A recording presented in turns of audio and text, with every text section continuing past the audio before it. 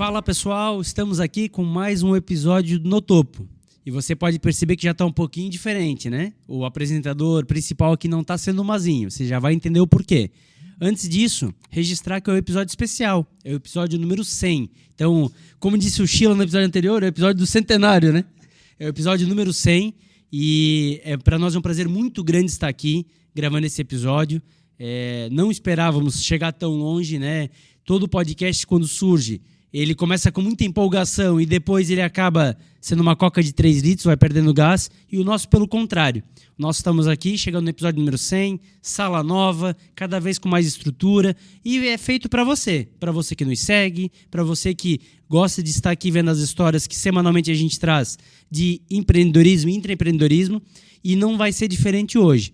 Estamos numa série especial, começamos no episódio anterior, que você viu, onde a gente descobriu um pouco mais da história do nosso produtor, do Sheila. E hoje é o episódio número 100, é o episódio com o Mazinho. Mazinho, que é o nosso integrante aí mais popular, né? O nosso integrante com a vida pública mais conhecida. Então, você vai saber um pouquinho mais da trajetória dele e também vai saber um pouquinho mais de particularidades que até então a gente não explorou. Agradecer nossos patrocinadores. Sem eles a gente não estaria aqui, né? A BML Patologia, toda a parte de biópsia, de preventivo, de todos os diagnósticos que auxiliam no tratamento de doença, a BML Patologia faz. Então siga no Instagram, @BML Patologia. E também está conosco a Econova. A Econova é indústria química. A Econova, ela produz processos e produtos focados na empresa têxtil. Então você tem uma empresa têxtil e pensa em fazer tratamento de efluentes, pensa em ter um tratamento químico, a Econova tem a solução. Procura eles lá no Instagram, @EconovaQuímica. É isso, Sheila? É isso aí. Agradecer a você que prestigiou lá o último episódio, foi um prazer poder contar um pouquinho mais da minha história. E hoje, como o Edinho comentou, a gente está aqui para conhecer um pouco mais aí da história do Mazinho, né? Lembrar você de nos seguir nas redes sociais para você poder interagir conosco, poder mandar suas perguntas aqui para os convidados, né? Poder saber da nossa agenda, poder acompanhar nossos cortes. Está aqui o QR Code aparecendo na tela, apontando seu celular, você é direcionado lá para o nosso Linktree, você pode navegar por todas as nossas plataformas e ser direcionado para o Instagram e para o Facebook. A gente pede para você se inscrever lá, seguir as nossas páginas e também o YouTube para você acompanhar a entrevista em vídeo e o Spotify, o Deezer, o Apple Podcasts para você acompanhar em formato podcast. Inscreva-se nos canais, ative o sininho de notificações. Toda quarta-feira tem conteúdo novo saindo e ativando a notificação, se inscrevendo no canal, você não perde nada que é produzido aqui pelo No Topo. Vamos para o episódio de hoje? É isso aí, vamos para o episódio de hoje. Então, episódio especial aí da série Conhecendo Mais Quem Faz o Nosso Podcast. Primeiro episódio, número 99, foi o Sheila. E o episódio número 100, Eliomar Russi, o Mazinho. Seja muito bem-vindo, agora como entrevistado. Obrigado, Edinho, Sheila e a todos os nossos amigos internautas. Confesso que é diferente, né? A gente realmente passar por convidado, nós sempre estamos entrevistando, mas legal, uma experiência diferente, acho que vai ser bacana. Foi muito legal do Sheila, fantástica. Eu recomendo quem não assistiu que assista e a gente está aí à disposição da mesma forma. Muito legal. Como o nosso episódio gira em torno de 1 hora e meia, e o Mazinho tem uma história bem vasta, pública, vamos dividir um pouquinho, acho que em etapas, pela trajetória, e vamos começar talvez pela parte de família, né? A parte da onde surgiu, da onde veio, a parte que talvez seja um pouco menos pública. Como é que nasce o Mazinho, onde é que ele nasce? Conta um pouquinho da história aí lá de 1979. O Edinho já entregou tudo aí, né? São 43 anos muito bem vividos e nasce na Ituapava Norte, basicamente na frente do endereço que, coincidentemente, até hoje ainda resido. Não mudamos de casa durante esse período, mas hoje estou residindo na frente já há muitos anos, desde 2008 eu resido na frente onde eu nasci, que é na casa onde todos conhecem, do Ivo Radlis, que é tio, padrinho, irmão da minha mãe, foi nosso vereador por 3 legislaturas, era a casa da nossa OMA, a OMA Vale Radley, que hoje, inclusive, é o nome do CEPREAD, o Centro de Prevenção e Recuperação de Animais Domésticos tem o nome da minha OMA, foi aprovado isso pela Câmara de Vereadores. E então nascemos ali. Sou do meio, digamos assim, o Edinho, que é o próximo episódio, inclusive, é o mais jovem. Nós temos 9 anos de diferença entre eu e o Edinho. E o Elimar, que já esteve aqui como mágico. O mágico Elimar é 3 anos mais velho do que eu. Além dele, tem a Andréia, né, que já é um pouquinho mais velha, nossa irmã, e tem a Vivian. Então, a Andréia por parte de mãe, a Vivian por parte de pai. Somos em 5. né? A única que não mora em Blumenau é a Vivian, mora em Florianópolis. E, né, estamos ali juntos da mãe, Dona Sinova, que o pessoal muito bem conhece lá na Itupava Norte também, conhece muito bem. O nosso pai, o Elimar, que também já esteve aqui conosco sendo entrevistado. Então, uma família muito unida desde o princípio. Temos pais separados desde que nós éramos criança, mas sempre fomos muito unidos acima de tudo. E minha origem é muito família, sempre foi dessa forma. E sempre foi, sempre comenta muito, né, nas redes sociais, enfim, esse orgulho de ter nascido e vivido e morado a vida inteira na Itupava Norte, né?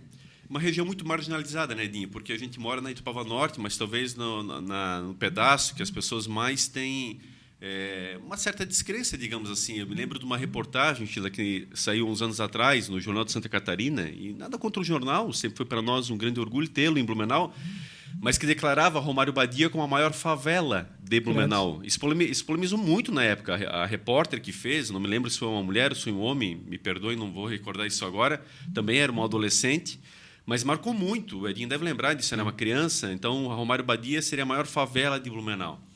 E, de fato, a gente sabe o quanto lá tem uma mancha nesse sentido pela opinião das pessoas. Isso acabou ficando muito configurado na cidade. Então, quando as pessoas pensam, Edinho, para a gente alcançar determinadas posições na sociedade, que nós moramos em determinados lugares, eu tenho muito orgulho de dizer que a gente continua morando no mesmo lugar. Eu construí uma casa que está lá de forma muito clara. O investimento que foi feito poderia ter sido feito em qualquer outro lugar da cidade. Eu resolvi fazer na minha localidade, onde eu sempre residi, onde a gente nasceu, de origem muito humilde, e da qual muito me orgulho de estar lá até hoje.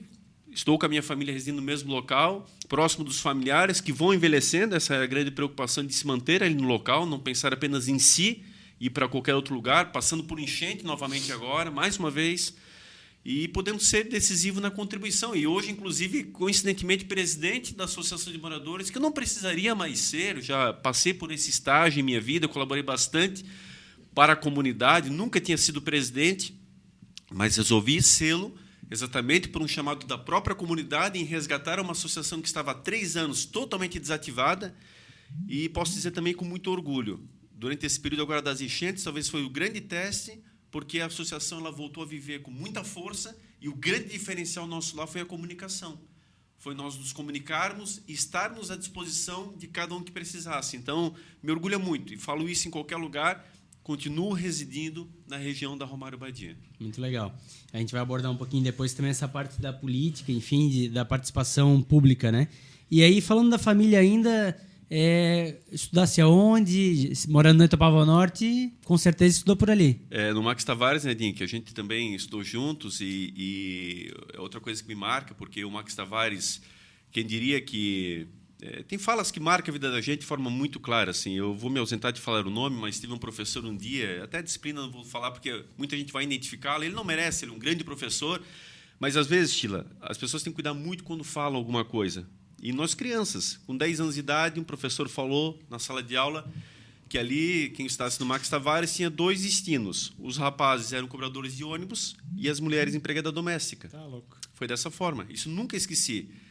Tive a honra de ser gerente regional de educação, a maior autoridade da educação aqui na região, e receber esse professor no meu gabinete. Isso arrepia, porque ele talvez não vá lembrar jamais que um dia ele falou isso. Sim.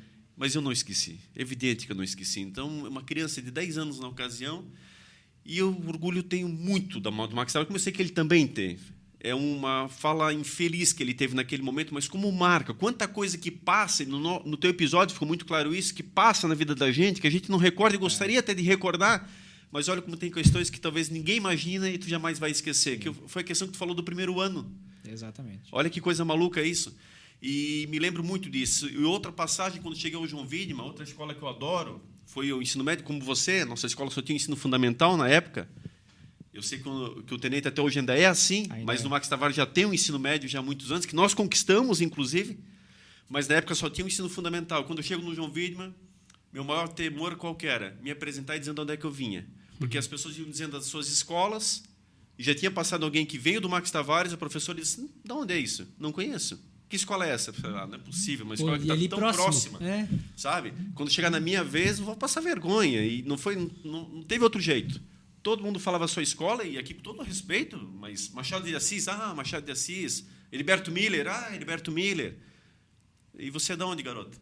Max Tavares. Eu falei assim com desânimo total, porque percebi que Max Tavares, mais um, mas aonde fica mesmo essa escola? Me lembro como se fosse hoje, assim.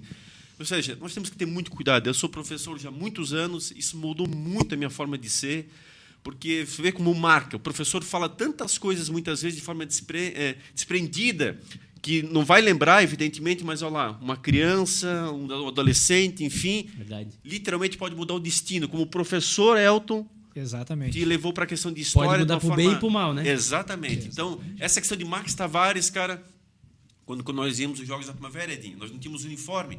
E nós sempre fomos bons enxadristas. O camarada olhava, nós enfrentávamos as escolas particulares, que eram sempre as grandes referências na modalidade. Nós não tínhamos nem treinamento adequado, mas nós íamos e tínhamos um talento muito grande. Ô, garoto, tu é da onde mesmo? Toda a vida tinha que ficar perguntando e respondendo o tempo todo. E pior é responder, a pessoa dizer, meio que fazer aquela cara... Pô, mas onde é que fica isso, hein? O que é isso? O que é Max Tavares? Então, eu tenho um orgulho muito grande. Estudei no Max Tavares. Hoje, digo assim, com muita tranquilidade, a escola mais moderna de toda a nossa regional, uma escola que, de fato, tem um padrão de qualidade, nível particular. Então, a nossa comunidade lá hoje, o filho da pessoa mais humilde, ele tem a possibilidade de estudar na escola Max Tavares, que tem uma estrutura invejável, do ensino fundamental ao médio, conquistado com muito esforço. A escola feita do zero, né? Do zero, foi botada abaixo, muito lutamos para aquilo. Como também tenho muito orgulho de falar que passei pelo João Widmer, uma das escolas que mais tem alunos na região, toda a regional de Blumenau, é uma escola que é lotada em basicamente todas as suas séries, mostra a qualidade que possui, exatamente a história também muito rica nesse sentido. Eu até não sei se está ainda, mas uma época ela estava usando até um prédio do lado, de tanto aluno que ela tinha. Não mais, até porque à noite diminuiu bastante o número de alunos, né? Mas hoje, durante o período matutino e vespertino, ela é bastante cheia. Uma época tinha ali aquele prédio aos porque fundos. o próprio Max Tavares, com o ensino médio, também deu um reforço nisso aí, né? Entendi. E aí, na sequência, saindo do João Widmer, ingressasse na FURB. Como é que foi isso? Conta um pouquinho. Eu acho assim, ó, essa é a superação da escola pública, né? Eu lembro muito bem, 3 terceiros anos no João Widmer, e nós nos formamos em 97. Dos 3 terceiros anos, só 2 pessoas passaram no vestibular. Na época, o vestibular era muito concorrido. Vestibular em computação, que foi o curso que eu escolhi, eram 5 alunos por vaga, e tive a felicidade de ser um desses 2. Na época, para a Univale, peguei uma concorrência um pouquinho maior, pouca gente sabe que eu estudei na Univale, porque meu pai, na época, tinha adquirido um supermercado em Itajaí, e eu tinha na FURB uma concorrência, na época, de 3 por vaga. Na última hora, na hora de assinalar a opção, foi o primeiro vestibular unificado, inclusive, FURB Univale, chamava Supra, era o vestibular unificado da CAF, começou a experiência FURB Univale. Na última hora, do xizinho, até a última hora, pensei, caraca, o pai naquela hora é que chama mais alto, né? Deixar os amigos de lado, deixar toda a tua realidade que tu conhece bem. Fui estudar na Univale. Caramba. E pegando essa concorrência, passei lá na Rabeira, quase fiquei de fora, nos 50 alunos, mas graças a Deus deu certo e fiz o primeiro semestre, na ocasião, na Univale, em Ciências da Computação. É verdade. Aí transferiu para a FURB. Transferi no segundo semestre para a FURB. Poxa, passei muita dificuldade, porque não conhecia ninguém da turma. Outra realidade, eu ainda não conhecia a FURB assim. Nós íamos na biblioteca pesquisar enquanto escola pública. Na época, vamos lembrar, não tínhamos internet. Hoje, as pessoas nem... Os mais jovens mesmo nem lembram disso, porque nunca passaram por isso. Mas a pesquisa era ou você tinha enciclopédia em casa, ou você ia à FURB, que era a biblioteca disponível para você bater xerox dos livros. Esse era o conhecimento que eu tinha da FURB.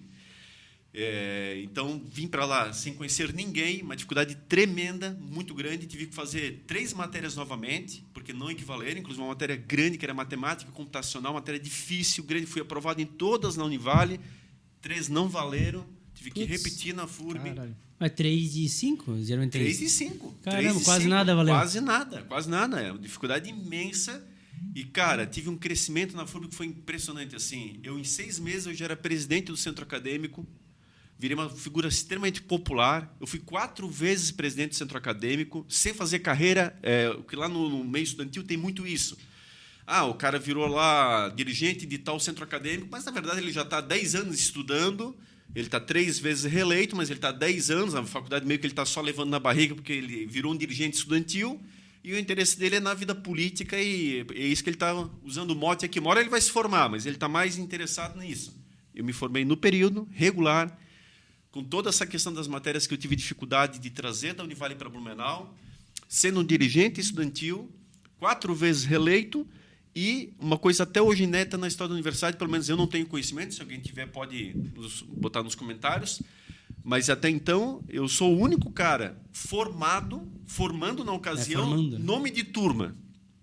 Então, o nome de turma a gente dá principalmente para uma pessoa que já se foi, em memória, ou alguém de relevância que vai ser o nome de turma exatamente por algum motivo. Eu formando, virei nome de turma. E aí um outro detalhe, não apenas de computação, do Centro de Ciências Exatas e Naturais. Então, entrou biologia, química, matemática.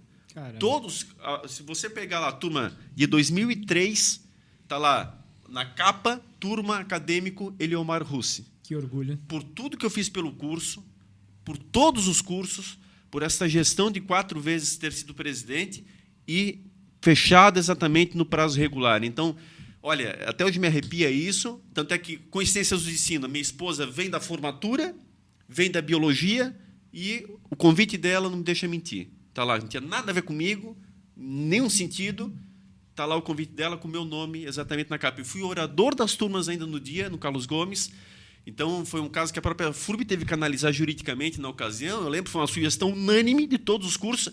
Vejam, e aí um detalhe também interessante, foi o ano que o curso de computação da FURB ele tinha se mudado. A nossa turma encerrava um ciclo ali e começava um novo ciclo exatamente para todos os acadêmicos no Campus 4, que o pessoal se localizava, onde foi por bom tempo a Secretaria Regional do Governo do Estado. Lá virou o curso de computação. Então, eu fiz uma sugestão de ser chamado Turma Campus 4, porque era um novo divisor de águas. Nós, muito lá, tínhamos lutado para botar fibra ótica, ser o primeiro curso em Santa Catarina com fibra ótica, já nos computadores. Havia asfaltado, conseguimos botar um ônibus, porque as pessoas que vêm, por exemplo, de Luiz Alves, ela vem para Blumenau no campus principal. Se tiver que deslocar até lá, vai ter que pagar um pouquinho a mais, o ônibus não vai até lá. Então, nós fizemos a FURB colocar um ônibus. Eu liderei tudo isso, para que o estudante desembarcasse em Blumenau no campus principal e daqui a FURB levaria ele até lá. Ele não teria que ter uma despesa adicional por isso, porque nada disso estava no acordo inicial. O acordo inicial era nós irmos para lá. Sim. Acabou. Nós conseguimos uma série de benefícios, inclusive a construção de um próprio laboratório, que é um prédio que depois serviu de gabinete para o secretário regional. Aquele prédio vem da nossa luta enquanto estudante, nós não íamos ter nada daquilo ali. Seria o nosso laboratório principal, virou exatamente o gabinete do secretário regional. Então, por tudo isso que aconteceu, eu sugeri Campus 4, e aí eu sou tomado de surpresa, sou derrotado no bom sentido, porque o meu nome era o nome de unanimidade. Então, enfim, fica marcado na nossa história para sempre. Muito legal. E aí, depois, na sequência, depois de cursar Ciências da Computação, tu cursou, depois de um tempo, um outro curso, foi mestrado. Eu assim, sempre tive a vontade, Edinho, me despertou muito aquela questão ali por participar como dirigente estudantil. Eu participava de todas as reuniões dos professores, todas elas. Ali eu comecei a ganhar um mote de ser professor. Eu participava das reuniões do departamento, do colegiado. Então, eu sempre fui muito ativo. Hoje eu vejo, enquanto professor, quando poucas vezes o aluno participa. E não estou aqui criticando, não, eu entendo a rotina do aluno, mas, cara, eu me desdobrava em 1000. Eu sempre estava na reunião. Eu já conhecia todo o trâmite, já conhecia tudo como é que funcionava, sabia certinho como é que era o protocolo. Cara, eu fui me entusiasmando muito com aquilo ali. Disse, cara, eu acho que é isso que eu quero. Eu vou... Já estava tendo uma experiência de trabalhar em empresa de TI. Disse, cara, professor realmente para mim interessa bastante. Eu sempre fui bem comunicativo. Aliás, um outro detalhe, né? Como as coisas vão mudando, os professores falavam assim para mim, 2 em especial. Olha, Mar, quanto aluno acadêmico, aqui na FURB de Ciência da Computação. Cara, tu é um cara que se comunica bem, fala bem. Por que tu não faz direito? Eu tinha muito isso na computação. Computação é uma coisa para nerd, fechada. Você é mais comunicativo, você não é muito perfil da área. Hoje, o profissional que está sendo exigido de mercado é o profissional que se comunica, que fala, Sim. que atende o cliente, que dá a consultoria, que faz a palestra, que esse sabe é o explicar cara. O projeto. Isso. Olha como as coisas mudam, né? E isso me... Mas porque estava começando a ciência da computação assim, no modo mais ficar popular. E aí era mais um nerd mesmo, né? Tinha muito. Então era o perfil. Tinha, mas era isso que eu quebrava muito. Inclusive, Edinho, nessa época, se usava muito a bolsa do curso. A bolsa. Então, você tinha a identificação, o pessoal entender. A FURB, Ciências da Computação, nem existia a bolsa. Não tinha vendagem nenhuma. Era direito, administração, medicina... Cara, aquilo foi me dando uma pilha também. Eu tinha muito orgulho de fazer computação. Criamos a bolsa de computação, aí vem através do DCE, A vendagem devagarinho foi fraca inicialmente. Eu ia nas salas instigar o pessoal. Pô, pessoal, bolsa de outros cursos. Cara, tu não tem orgulho de computação? E falava abertamente com o acadêmico. Cara, orgulho, cara. Pô, a gente está numa área que ela é literalmente... Cara, vai passar por todas as profissões. É o futuro, literalmente, Mas é já que está não era começando. ainda, né? É não que era. Hoje é comum. Hoje todo mundo... Sendo mas na visionário. época, Não era. Eu quebrava alguns paradigmas, dava um susto na galera. E devagarinho isso foi criando. E, cara, começou a popularizar. Então, tudo isso me trouxe essa vontade de ser professor. Disse, cara, eu tenho essa possibilidade. E entrei no mestrado, também relativamente jovem. Me formei em 2003. Tentei, na sequência, o mestrado na Federal, em computação. Foi quando eu vi pela primeira vez que até americanos participavam do processo seletivo. Muito difícil, muito difícil. Na minha sala, naquele processo seletivo, tinham 4 americanos. E aí eu comecei a perceber que a coisa não era só no Brasil, que ficava além, tinham outros estrangeiros. Então, nós temos um exame chamado ENECOMP, que é um exame como se fosse exatamente um Conselho Federal de Computação, e é um exame que acaba exigindo bastante. Eu fiquei por 2 décimos de fora. Me deu assim uma dupla sensação. Um pouquinho de frustração por não ter entrado, mas um orgulho muito grande por ter chego ali. Ali tu disputa com alunos de outras universidades, de federais, de muitos lugares que a gente sabe, dentro de uma escala de conceituação, a FURB ainda tem uma certa distância. Com todo respeito, eu falo isso, eu gosto muito da FURB, mas o que é certo se diz. Nós temos universidades como Unicamp, Federal do Rio Grande do Sul, a própria Federal de Santa Catarina, a USP, que estão na frente em termos de tecnologia. E essa galera toda disputa contigo. Florianópolis é muito almejada. Uma bela cidade para se viver, as pessoas querem viver em Floripa, vêm de longe para morar ali. Então, aquilo me deu desperta, assim, me deu uma frustração, mas, ao mesmo tempo, um sentimento positivo. A Tati estava grávida, do Matheus, inclusive, já ia ser pai, fazendo essa seletiva, isso era 2005, e aí resolvi, então, voltar meus olhares aqui para a nossa região. Não tem mestrado na área de computação aqui em toda a nossa região, então, como querendo ser professor, me aconselhando com alguns professores em si, acabei optando pelo mestrado em educação, que seria o mais próximo para mim poder exatamente fazer esta junção das duas situações e acabar virando professor. Mas aqui deixo eu registrar também minha decepção até hoje, inclusive, com a FURB nesse aspecto, porque a mesma FURB que oferece o mestrado em educação é a mesma FURB que não aceita hoje no departamento de computação, onde eu já fui professor, que você, com mestrado em educação, você seja professor do departamento de computação. Pois é, isso que eu ia perguntar, porque sendo mestrado em educação, tu pode dar aula em qualquer curso? É o que vendem na proposta. Na proposta vendem dessa forma, tu te matricula. É o mestrado que lá tem todas as profissões. Lá você vai encontrar o cara de contábeis, Sim. o cara de medicina, o cara de direito. Porque é educação. Exato. Mas na hora de fazer exatamente a tua inscrição para ser um professor, mesmo que no grau substituto, eu consigo dar aula na matemática e não consigo dar aula na computação hoje. Que não faz sentido? Nenhum. Porque a tua especialização não é matemática. Exato. Por quê? Porque os departamentos fazem os seus editais conforme a sua conveniência. O Edinho sabe, também foi professor na FURB, então o departamento de computação se reúne entre eles e define as regras do jogo. O departamento de matemática se reúne e define. Tem departamento que só aceita doutor. Tem departamento que aceita, inclusive, nem com mestrado, com uma graduação, com uma pós-graduação, perdão, que seja de respeito no mercado, você já tem a capacidade, mesmo em caráter de urgência, de dar aula. Mas o normal seria o mestrado. Então, o mestrado em educação seria aquele au concours que entraria para qualquer área. Infelizmente, na prática, não é assim. E aí, ainda só para fechar o tema educação, ali tu virou professor, então beleza. Daí o mestrado te trouxe essa conotação que depois tu seguiu carreira e a gente vai comentar. Mas hoje tu continua estudando. Cara, eu sempre estudei muito na minha vida. O Sheila falando até ali da questão do estudo, né, Sheila? Cara, eu estudei muito na minha vida. Eu fui o primeiro cara da nossa família, o Edinho sabe disso, juntando pai, mãe, todo mundo, a se formar no ensino superior. Eu sou um dos mais novos, eu não sou dos mais velhos. Nós temos primos mais velhos, nós temos toda uma ramificação, pega tios, pega todo mundo. Não tem nenhum dos dois lados que se formou antes de mim. Eu sempre estudei muito na minha vida, eu nunca parei de estudar, eu sempre estudei, sempre fui atrás do conhecimento, eu cobro bastante meu filho, às vezes eu sei que eu passo um pouco do ponto, porque ele sendo talvez filho de 2 professores, ele tem uma dificuldade um pouco adicional nisso aí, e não nos enrola, porque a gente deu aula para adolescentes, minha esposa até hoje está nesse circuito, enfim. Então, sempre estudei bastante, eu fiz muito curso na minha vida, eu basicamente aprendi a programar em 2 linguagens, hoje eu programo em 14, 15, pegar tudo que eu já lecionei. Chega nesse patamar, na maior parte delas eu fui autodidata, porque eu fui buscando o conhecimento. Quando eu falo em estudar, não necessariamente estar matriculado, mas eu sempre tentei ocupar meu tempo com a busca do conhecimento. Então, eu sempre matriculei em instituições realmente que fossem respeitadas, em cursos realmente que me dessem titulação. Tanto é que de pós-graduações lato sensu eu quase não tenho. Eu tenho estricto sensu, basicamente, na força do mestrado e em pós-graduações pontuais que me auxiliam.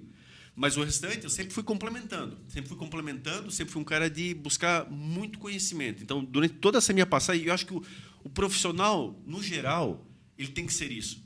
Mas de TI é fundamental. Como é que eu vou entrar numa sala de aula, dando aula para a galera que está sempre se renovando, se eu não conheço o que essa galera está utilizando?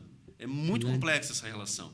Tanto é que muitos professores acabam desistindo da carreira. TI exige bastante. Veja, mesmo tempo que eu estou ali explicando, como é que eu vou proibir o aluno de usar um celular em sala de aula? Eu não consigo entender isso e não faço isso, porque se nós estamos num curso de TI, ele é muito bem-vindo com o notebook, com o celular, eu tenho que estar preparado. Então, e já percebi isso. Às vezes o cara, numa chamada de atenção em sala de aula, tem um cara lá que está perturbando, enfim, o cara, na sequência, ele vai pesquisar o que eu estou passando, ele vai buscar uma pergunta para tentar ver se ele não me deixa de saia justa ali perante a sala, porque ele não gostou da chamada de atenção que eu dei nele, mas ele estava atrapalhando naquele momento. E eu vou responder aquilo que ele não entendeu nem na pergunta, mas eu tenho que estar preparado. E se eu não estiver também, você não é dono da verdade, sim, ter a humildade de reconhecer, olha, eu vou pesquisar a respeito desse assunto e te trago a resposta na próxima aula, mas eu peço novamente que você se concentre e você mesmo possa aproveitar essa resposta para o teu benefício, porque você está desfocado da aula. E não tem problemas de fazer isso. Tanto é que, como é legal, acho que a principal gratificação do professor é quando o aluno te encontra na rua e você não lembra de tantos que já passaram, mas ele vem te chamar de professor. Ele vem te agradecer. Cara, isso não tem preço. Eu sempre digo, olha, me perguntar 5 anos atrás, mas em quanto é que tu ganhou? Não vou saber, juro de coração. Mas, cara, um trabalho bem feito, um trabalho bem orientado. Poxa, um aluno que, de fato, você conseguiu mudar o panorama dele, dar um up na carreira dele, cara, aquilo ali... Faz a diferença? Não, faz a diferença e te marca juntamente, cara. O Maigon, que passou por aqui, o sócio dele, que me fugiu o nome agora, mas passaram por aqui. O Otto, perfeito. Chegaram chamando de professor, você não lembrava deles. Não lembrava quem era. E eles aqui, professor Meliomar... Cara, isso aí, Sheila. Pegasse o gancho perfeito. E esses caras, inclusive, eu já levei para dar mais 3 palestras depois daqui. Jamais vou esquecê-los a partir daquele dia.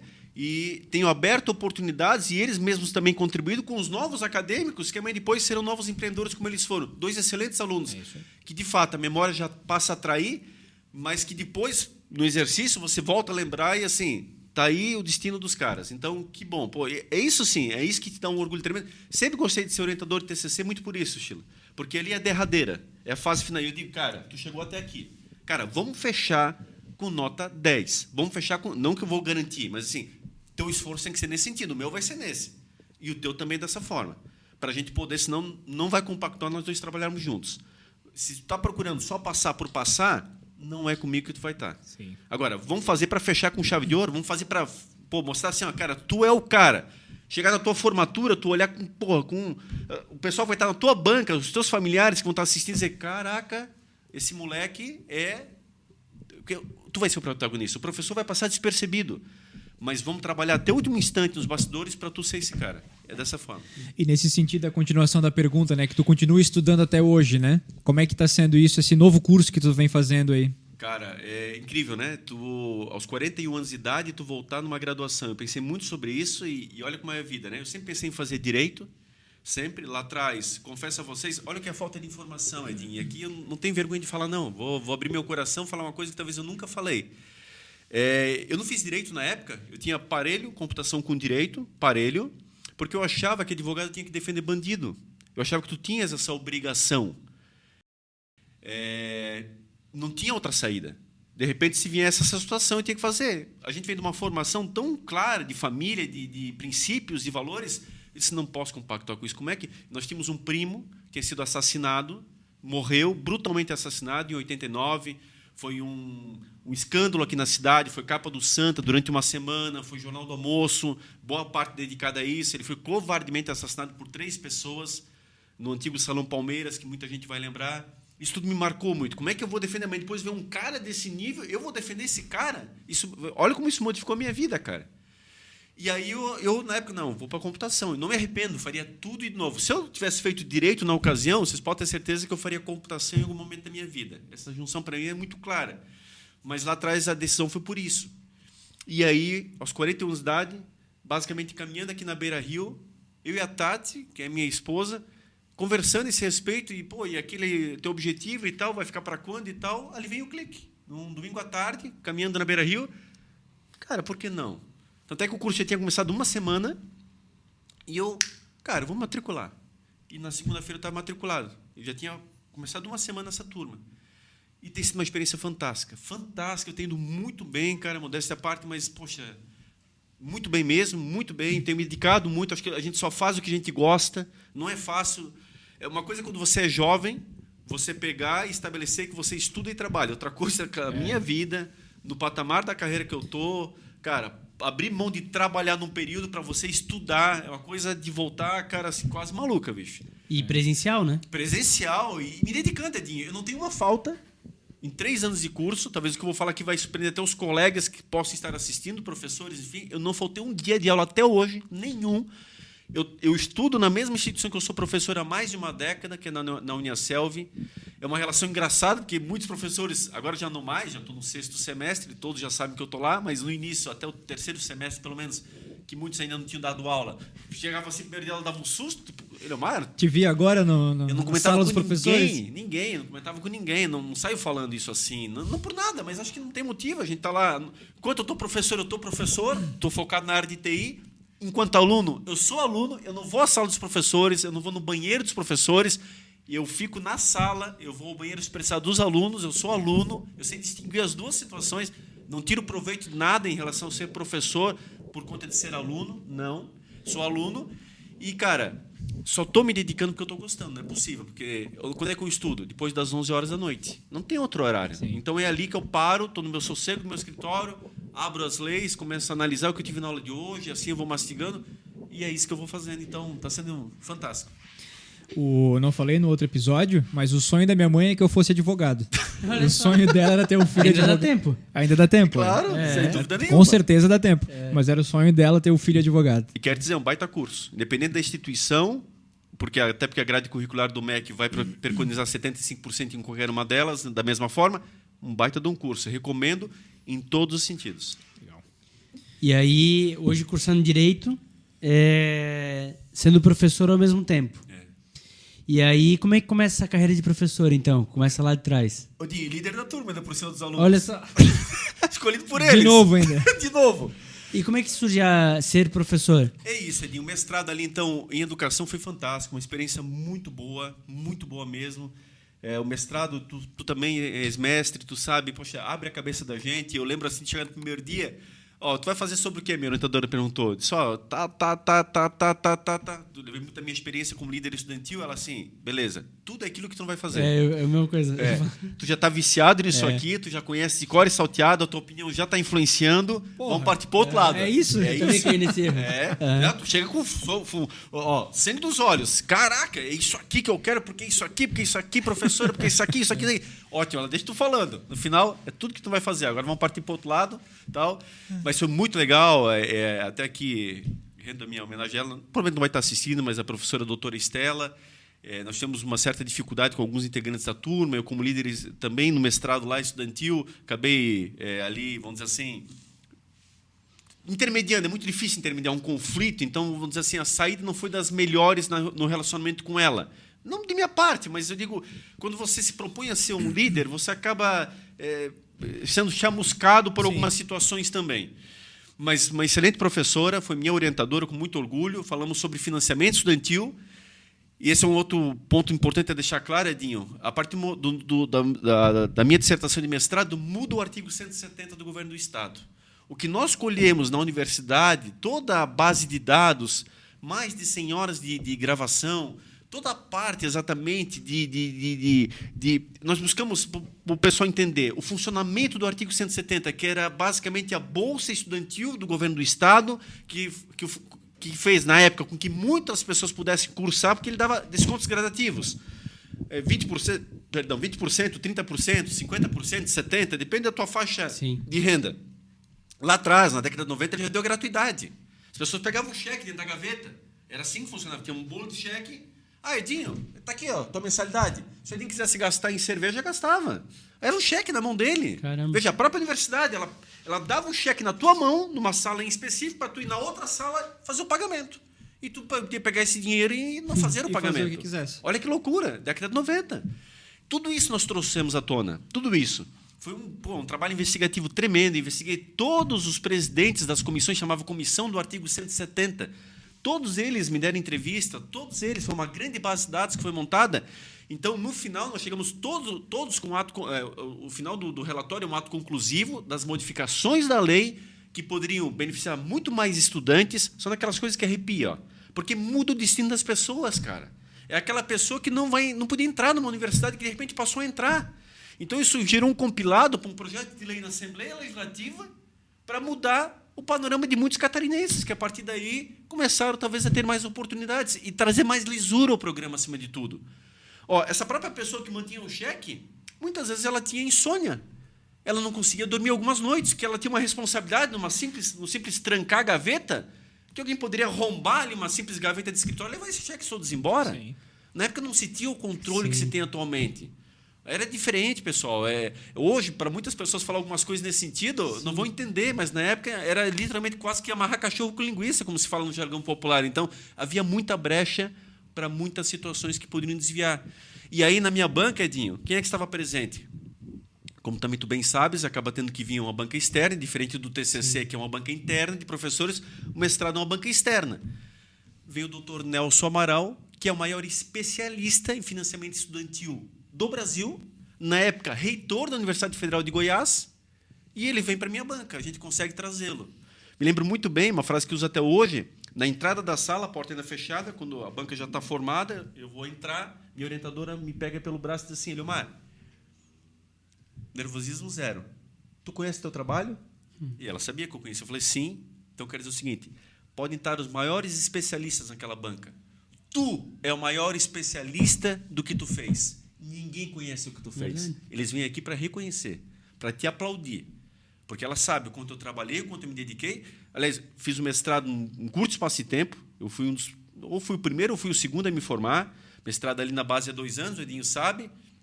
Eu não cheguei a cumprir esse prazo, me formei um pouquinho antes ainda, quando tu tens o prazo até 4 anos, inclusive, para fazer isso aí. E isso me deu a tranquilidade. Disse, cara, eu sou o cara realmente, eu vou entrar com o peito inchado agora, mas eu ia entrar naquela situação muito comedido, porque imagina, ó, quem está na banca. Não, mas realmente, quem fez fui eu, é de Santa Catarina que nós estamos falando, é de Blumenau, meu campo de pesquisa, e tudo isso eu realmente sei o que eu estou falando. E foi realmente fantástico, e maravilhoso, uma das melhores experiências da minha vida, e daí deu o start total, Dinho. No último, basicamente, período do mestrado, a professora Conceição, também não vai estar nos assistindo muito provavelmente, nós tínhamos um casal que era professores, 2 nordestinos, professora doutora Conceição, professor doutor Gilson, casal, doutor Gilson, nosso coordenador de mestrado, ela me chamou um dia para a sala de aula, estava fechando minha participação no mestrado, e disse, Eliomar, faz uma participação na minha aula, tu vai dar aula no meu lugar. Eu falei, mas professora, como assim? Não, fica tranquila. Eu tinha virado bolsista, como também fosse ali na fase final do mestrado, disse, não, vamos fazer uma experiência. Algumas aulas tu vai lecionar para mim. Eu vou estar lá te avaliando e tu vais começar a fazer essa participação em sala de aula. Aí o gosto veio. Me lembra, Edinho... Então, foi na prática, foi sentindo na prática. Na prática, muita coragem, Edinho, porque imagina, assim, de que forma? Me lembro bem, era 7º semestre, inclusive, uma turma mais pesada, mais cascuda. Quando a menina falou assim, ó, professor, eu fiquei aguardando. Professor, eu olhei para a professora Conceição, era comigo. Eu não tinha imaginado alguém te chamar de professor. Pô, professor. Porque até então, para nós, o professor estava num pedestal, né? Jamais, está tá lá em cima. Primeira vez que me chamaram de professor. Aquilo ali, num primeiro momento, nem me toquei, que era comigo, que era essa história. Então, devagarinho que eu fui absorvendo, caraca, eu sou professor. Então, a primeira experiência, já direto no ensino superior, e numa situação ali que realmente... Legal. Bem diferente. E aí, tu lecionou nas mais variadas esferas, né? Tu lecionou ensino médio, técnico, graduação... Infantil, da educação básica, em Pomerode. Educação básica, é verdade, lá atrás. É. E, assim, o que foi, assim, o grande estalo para te virar professor mesmo? Porque até então É aquele negócio, o professor trabalha também, não? Exatamente. Até tu virar professor mesmo de carreira. O que foi esse grande estalo? Eu acho que quando eu fui coordenador, Edinho, em 2012, eu fui coordenador no IBSociesc, também eu era o mais jovem dos professores ali, basicamente, me desculpem aqui se eu estou sendo injusto com algum colega, mas lembro que eu era o mais jovem, um dos mais jovens, e do nada, concentrado em fazer as minhas aulas, eu recebo um convite para virar coordenador. Inclusive, eu tinha muita amizade com a coordenadora, foi tua colega depois, poxa vida, tem que lembrar o nome dela, da administração, depois deu aula junto contigo, inclusive, está me fugindo agora o nome dela, mas querida amiga, me peço perdão por estar tanta informação ao mesmo tempo, mas, enfim. E tive que substituí-la. E ali eu conheci um pouquinho mais de toda essa questão, aí mais focado em toda a parte, que eu já tinha uma visão enquanto acadêmico, enquanto líder estudantil. A Andressa não? Hã? A Andressa não? Não. Poxa vida. Daqui a pouco a gente talvez lembra. Estou com a visão dela na minha mente, para ter uma ideia. Não estou conseguindo lembrar o nome. Por conhecer toda essa questão enquanto líder estudantil, aí ali na prática, enquanto coordenador, me deu todo o portfólio de, o ensino superior funciona assim. Funciona dessa forma, daquela forma, já conduzindo reuniões, já fazendo todo o registro das atividades, tendo reconhecimento do MEC, o MEC vindo com comissão para fazer a avaliação e você encarando aquela situação. Cara, passei por tudo. Foi um ano apenas de coordenação, mas um ano turbulento, assim, com tudo aquilo que é de mais pesado, com qualquer coordenador estando à frente. E, cara, aquilo me deu o clique. Disse, cara, é isso aí. É isso aqui para mim. Já estou com mestrado, eu estava ali completando 30 anos. Pensei, cara, é para cá que eu quero, é para cá que eu vou, e isso aqui está me chamando a atenção positivamente, então vou começar a me encantar nisso aqui. E, assim, particularmente, tem boas oportunidades na área de TI, nós temos várias faculdades que oferecem TI, tem muitas oportunidades. Cara, lecionei em todas realmente aqui da nossa região, do Médio Vale, basicamente em todas, e só me deu casca. E aí eu pensei, cara, conciliando com a vida pública, isso aqui, assim que eu puder, eu vou me dedicar de forma integral. E é o que eu já faço desde 2019, dedicando basicamente de forma integral, quase que 100% do tempo, quase em 100% do tempo, até porque as aulas basicamente são só no noturno, você não tem durante o dia, esse é o maior desafio. Mas hoje eu preencho boa parte do meu período do diurno, né, com as atividades no IAD, que foi o que veio para complementar exatamente esse período que que isso foi mudando, né? Até a Michelle aulas, comentou num episódio, né? Antigamente era durante o dia, tinha muito mais turmas, né? Hoje em dia, como tem muito mais universidades, tem muito mais turmas só à noite, né? Mas a área de TI sempre foi à noite, Dinho. Ah, é? É, TI. Na FURB até tem de manhã, mas aí é aquela história, falamos do mestrado, sim, que acaba não aceitando, enfim. Já fui professor lá, mas já não consigo mais ser, no curso de computação. E aí, então, para mim, é carta fora do baralho. Então, é noite. Tanto é que à noite, engraçado, mas convites ficam à espera, porque são só 5 dias na semana. E, aliás, o nosso podcast é gravado aos sábados, exclusivamente por minha situação, por conta das aulas à noite. Então, há muitos anos eu não sei o que é uma novela, não sei o que é certos programas que as pessoas têm o hábito de fazer, que é horário de descanso e de lazer para muita gente. E eu continuo sendo um eterno estudante, Sheila, porque, veja, desde lá de trás, eu sempre estou ou estudando à noite ou trabalhando à noite. Para mim, a noite sempre é um momento de atividades. Então, é engraçado, quando tem um feriado, alguma coisa, eu confesso que talvez eu sou o vigilante noturno. Aquele cara que trabalha durante a noite inteira e se sente deslocado quando numa noite ele não precisa trabalhar. Eu me sinto um pouco assim nos períodos noturnos. Aproveito muito. Acho fantástico quando posso ter uma folguinha de poder aproveitar o período noturno. E o Sheila comentou no episódio dele, né, que um professor de história marcou e fez ele ter um grande... né, um desejo por história, enfim. Tu estudou bastante. Nessa jornada toda, qual é a referência de professor que tu teve que tu considera talvez o teu que mais marcou, enfim, na tua carreira? Pois é, tu sabe que até quando o Sheila estava respondendo, né, na ocasião, eu estava pensando sobre isso, cara, e não consegui encontrar um nome, sinceramente. Não por nada, mas talvez muitos me inspiraram. Sou grato a muita gente.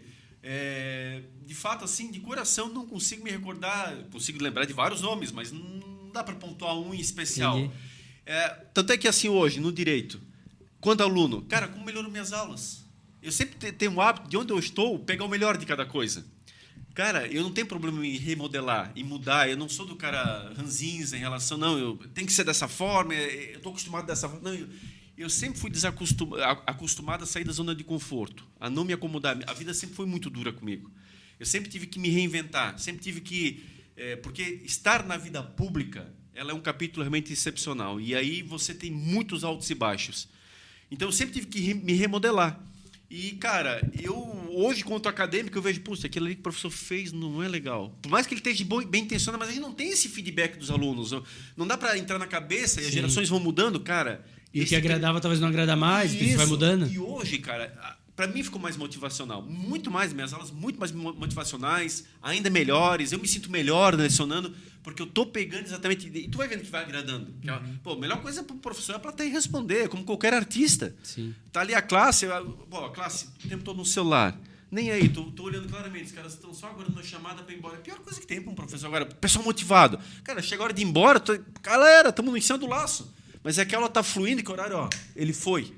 Tu é professor, tu sabe disso. Então, cara, é fantástico. E isso para mim é muito importante. Então, eu sempre fui pegando um pouquinho de cada professor, o melhor de cada um, a energia de cada um, o positivo de cada um. Sempre fui um cara de deixar muito de lado o negativo, nunca interiorizar o negativo, tentar deixar de lado, não me atingir, não que a gente não seja ser humano, também sofre uns baques, mas sempre tentando ser otimista. Isso me transformou na pessoa que eu sou. Muito legal.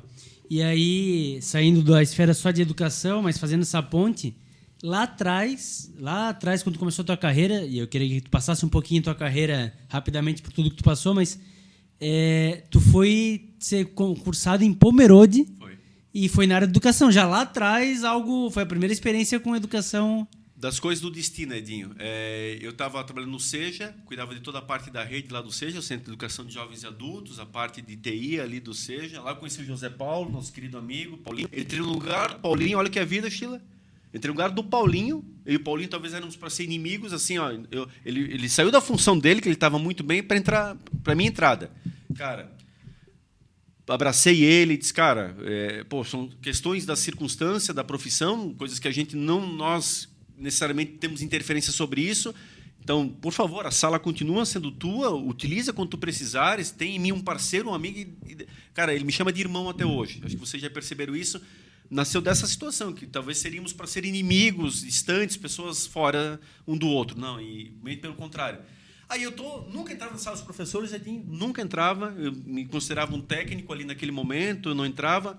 Uma tarde eu fui entrar para tomar um café. O Paulinho, se eu não me engano, ele que me convidou, alguém nesse sentido. Eu sempre fui um cara muito respeitoso. Não que não respeitasse por entrar, mas, enfim, eu sempre sou um cara que eu tento ficar no meu quadrado, eu não tento ir além dele. E aí eu entro na sala dos professores, pego um jornal para ler, vou abrir o jornal, edital da Prefeitura de Pomerode, último dia de inscrições, primeiro concurso aqui na região para bacharéis em ciências da computação. Não tinha isso. Como tu mesmo falaste, estava popularizando muito essa coisa. Lá atrás era o tecnólogo, Sim. que virou bacharel, tecnólogo em processamento de dados, que virou bacharel em ciências da computação. Eu vou entrar na sala dos professores, pegar o jornal para ler, que eu não entrava na sala dos professores, não pegava o jornal consequente para ler, vou abrir na página tal edital. É coisa para ser, Destino, cara. né? Lá vou eu ler e tal. Quando é que fecha? Fecha hoje. Isso era 3h30 da tarde, fecha às 5 horas. Cara, saí dali, vou fazer minha inscrição. Já deu um clique na hora, vou fazer minha inscrição. Fiz o concurso, passei em primeiro lugar. Cara, não sabia nem como proceder, como fazer, como não fazer, o que era isso, o que não era. E vou deixar aqui pontuado também, até hoje, para mim tem uma mácula nessa situação assim, não tem por que esconder também, porque hoje eu entendo muito claramente, em tese, o primeiro colocado, o primeiro a escolher as vagas, todo um processo que é natural que aconteça, não foi o que aconteceu, retardaram a chamada, eu, na verdade, fui a cereja diferente nesse bolo, porque não se identificava que um cara de fora vinha fazer, essa função já existia na cidade, meio que ela era uma função temporária, e o concurso efetivaria, então, para ter a possibilidade das pessoas terem carreira. E, mais ou menos, os favoritos já estavam mapeados. E não estou aqui levantando nenhuma suspeita. Não, são questões constatadas. Eu estou falando aqui o que eu conheço de forma muito clara. Não necessariamente por isso precisa haver corrupção ou algo nesse sentido, mas não. É um fato, as pessoas que mais tinham informação é que já estavam na função, até que eu tiro em primeiro, basicamente as demais vão ali seguindo na sequência. Cara, basicamente, eu acabo numa escola lá no pé da serra, em Jaraguá do Sul, longe pra caramba, muito longe. Quando eu pego uma escola na divisa com Blumenau, fico muito longe. E foi uma dificuldade muito grande, Edinho, muito grande. Tu acompanhasse um pouquinho disso aí, eu tinha que viajar muito para chegar na escola, me lembrou muito do negócio do Sheila sair às 5 da manhã, eu fazia a mesma coisa. Primeiro chegar na escola fechada ainda, eu paradinho lá na frente, porque não tinha outro horário de ônibus, tinha que ficar lá, chegava às 6h30 da manhã. Aí a aula começava às 7h15, o professor chegava às 7 horas, morava do lado da escola. Eu lá, 6h30, paradinho, frio, inverno. Chegou no mês de agosto, Pomerode cediu os Jogos Abertos. 2 semanas de recesso. Agosto, setembro, outubro, perdoe se eu estou me perdendo um pouquinho nos meses. Naquele período ali. Primeiro dia, vim a Blumenau, procurei emprego. Primeiro dia das 2 semanas de recesso. Em Blumenau, primeiro dia eu peguei emprego. Microtom Informática. Voltei para Pomerode e disse, olha, estou pedindo minha demissão durante os Jogos Abertos ainda. Estou pedindo minha exoneração. Deram 2 semanas de férias. Estou pedindo minha exoneração. Nunca tinha falado com o secretário de Educação. Me levaram para falar com o secretário de Educação. Ele disse assim, garoto, tu é tão jovem, tu é tão novo, tu está numa função que tanta gente sonhou em estar, tu passou bem colocado, tens toda uma perspectiva de carreira, tu vai abrir mão disso tudo. Olha o salário que você ganha, inclusive, a remuneração. Eu falei, professor, com todo respeito, mas assim, quando eu tomo uma decisão na minha vida, realmente eu não volto atrás. Eu tenho certeza do que eu estou fazendo, mas quero deixar um recado aqui para o município Pomerode. Abram as fronteiras, abram as divisas, recebam bem os colegas. Eu lembro muito bem 2 irmãs pernambucanas e falo com carinho, tenho muito carinho por Pomerode até hoje. A escola é o Almirante Barroso, tenho uma camisa do Almirante Barroso até hoje que eu uso com muito carinho, uma escola que eu tenho no meu coração, mas eu me lembro quanto era dificultoso, inclusive, para essas 2 professoras irmãs de Pernambuco estarem trabalhando em Pomerode. Era muito difícil. No primeiro dia, as pessoas falando de mim na sala dos professores em alemão, e falando algumas coisas que eu não gostei muito, não. O detalhe é que a gente entendia um pouco de alemão. O Dinho sabe, a Oma só falava alemão, a mãe fala alemão, minha irmã fala alemão. A gente não fala por um relaxamento, mas a gente entende algumas situações. E quando eu falei para eles, né, que eu entendi lá o que eles falaram na sala dos professores, ficou constrangedor, né? Então, esse recado eu deixei ao município. Município belíssimo, maravilhoso, não precisava desse bairrismo, dessa preocupação, como fui eu. Ao passar no concurso, foi aquela coisa que despertou assim, pum, e aquele cara ali, um estranho no ninho, que atrapalhou. Tanto é que o cara que era para assumir a minha função, que era para estar na minha função, que meio que nessa escolha de vagas, cada um já ia permanecer onde estivesse. Esse meio que era o acordo da galera. Dependendo da função de cada um, da colocação, cada um fica no seu reduto. Vamos fechar. E o cara que ficou de fora é o cara que, inclusive, estudou comigo na FURB. Olha o que é o destino. Esse é o cara que ficou de fora. E era o cara que tinha uma pressão absurda dentro da escola para que ele fosse a pessoa. O próprio diretor, que eu tenho aqui saudosa lembrança, ele faleceu já fazia muitos anos, ele me orientava, dizendo, Eliomar, tu acha que vale a pena vir de Blumenau para cá, para estar aqui e tal? Porque eles queriam a pessoa exatamente lá. E vou revelar uma coisa mais aqui. Eu sei, ele evidentemente entra, quem entra é ele que estava na fila de espera aguardando. Quando eu vou visitar a secretária de Educação de Pomerode, como gerente regional de educação, numa audiência, quem que me recebe? Ele? Ele é a pessoa que está lá como funcionário. Naquela função até hoje? Não, saiu da escola, foi para a Secretaria de Educação, foi para a escola, lá me recepcionando enquanto gerente de educação, ele que me recebe das coisas da vida inexplicáveis, ele que me recebe enquanto funcionário, exatamente para ter audiência com a secretária, lá nós trabalhando a questão de estado e município naquele momento. Então, comecei por lá, Edinho, como professor, não no meio professor, porque a função era tecnólogo educacional, apesar de já dar aula para as crianças, nos momentos que os professores pediam apoio, tinham que se ausentar, mas não me considero por não estar registrado dessa forma, mas ali comecei minha vida profissional na educação e tive a primeira experiência em sala de aula, então, com essa garotada lá de Pomerode, que tenho muita saudade, me orgulho muito, e lá temos hoje um vereador Lula, que muito incentivei, Sheila, porque ele fazia um trabalho fantástico no moleque bom de bola, e eu dizia para ele, cara, tu tens que ser candidato, você tem que ser o candidato. Você merece. Hoje ele é o vereador de Pomerode, está lá, inclusive. Estamos em 2023. Ele é vereador, eu estou falando de 2003, 20 anos atrás exatamente. Hoje ele é o vereador lá na cidade de Pomerode. Muito legal. E falando de política, tu também assumiu a Câmara de Vereadores em Blumenau. Conta um pouquinho como foi a tua trajetória política até o momento. Dinho, você sabe, né? O tio Ivo tem uma influência muito grande para nós. Foi 3 vezes vereador, 2 vezes presidente da Câmara, 2 vezes suplente. E eu tive meio que essa missão de... Ele passou o bastão, em 2004 foi a última vez que ele concorreu. Em 2008 eu concorri a primeira vez, então, fazendo essa passagem pelo tio Ivo. Cara, na primeira eleição é muito raro pegar o número de votos que eu fiz. É muito raro. Poxa, foram 1.848 votos. Dificilmente alguém fez isso na história da cidade, inclusive. Está aberto aí para os pesquisadores poderem buscar na primeira votação. Não entramos por um detalhe. Como foram em todas as eleições, sempre na mesma motivação, mesmo aspecto, sempre dessa forma. E graças ao Roberto Tribes, eu assumi no mês de junho de 2009, aos 29 anos, assumi uma cadeira na Câmara por 30 dias. Poxa, eu acho que fiz um trabalho fantástico. A gente tem lá números que estão lá para serem pesquisados pelas pessoas.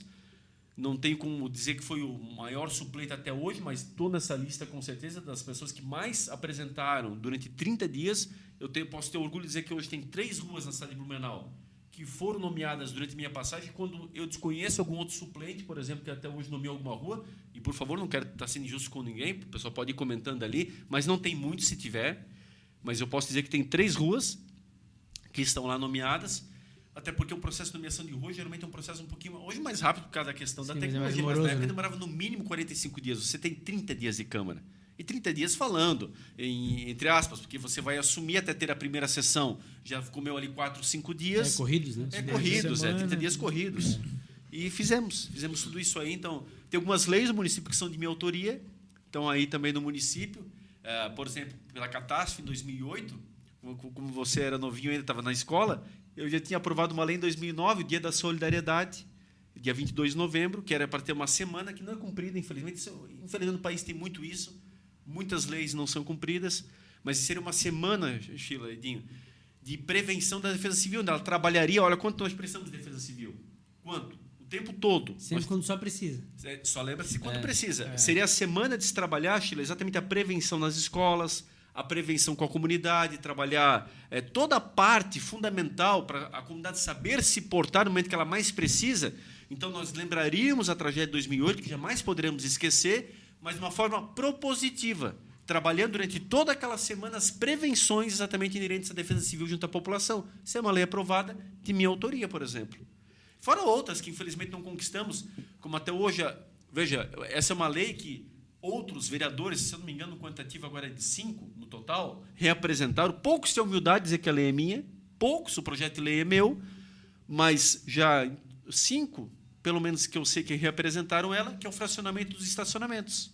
Ou seja, quando o shopping te impõe ali 3 horas de pagamento, eu acho um absurdo, porque eu não quero 3 horas, eu estou lá por 30 minutos, por exemplo.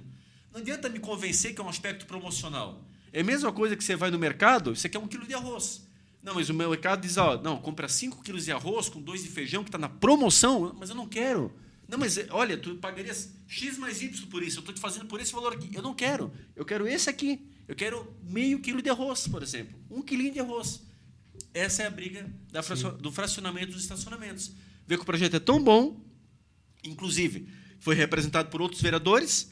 Porto Alegre já é lei, São Paulo já é lei, Rio de Janeiro já é lei, várias capitais já são leis. Não quer dizer que foi a minha ideia dessas capitais, mas lá já são leis. Em Blumenau, sabe qual é a justificativa? Ele é inconstitucional.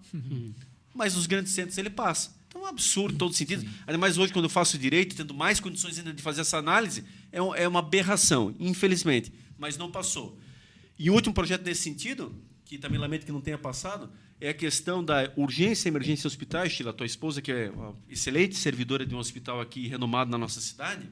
Mas vamos lá, muitas vezes de madrugada, quando um familiar passa mal, alguma coisa nesse sentido, a ambulância, você nem sempre tem um atendimento, e não estou aqui culpando, eu sei da demanda também existente, mas a verdade é que nem sempre o cidadão tem o atendimento da ambulância no tempo que ele precisaria. O que você faz? Põe dentro do teu carro e sai igual um doido buscando o atendimento no hospital. Chega lá, você percebe, cadê a carteira? Estou sem a carteira. É uma urgência, uma emergência, você fura sinal muitas vezes. E aí tem o constrangimento do estacionamento privativo. Qual que era o projeto de lei? Que nunca é barato, inclusive. Exato. Em situações de urgência e emergência, não se paga.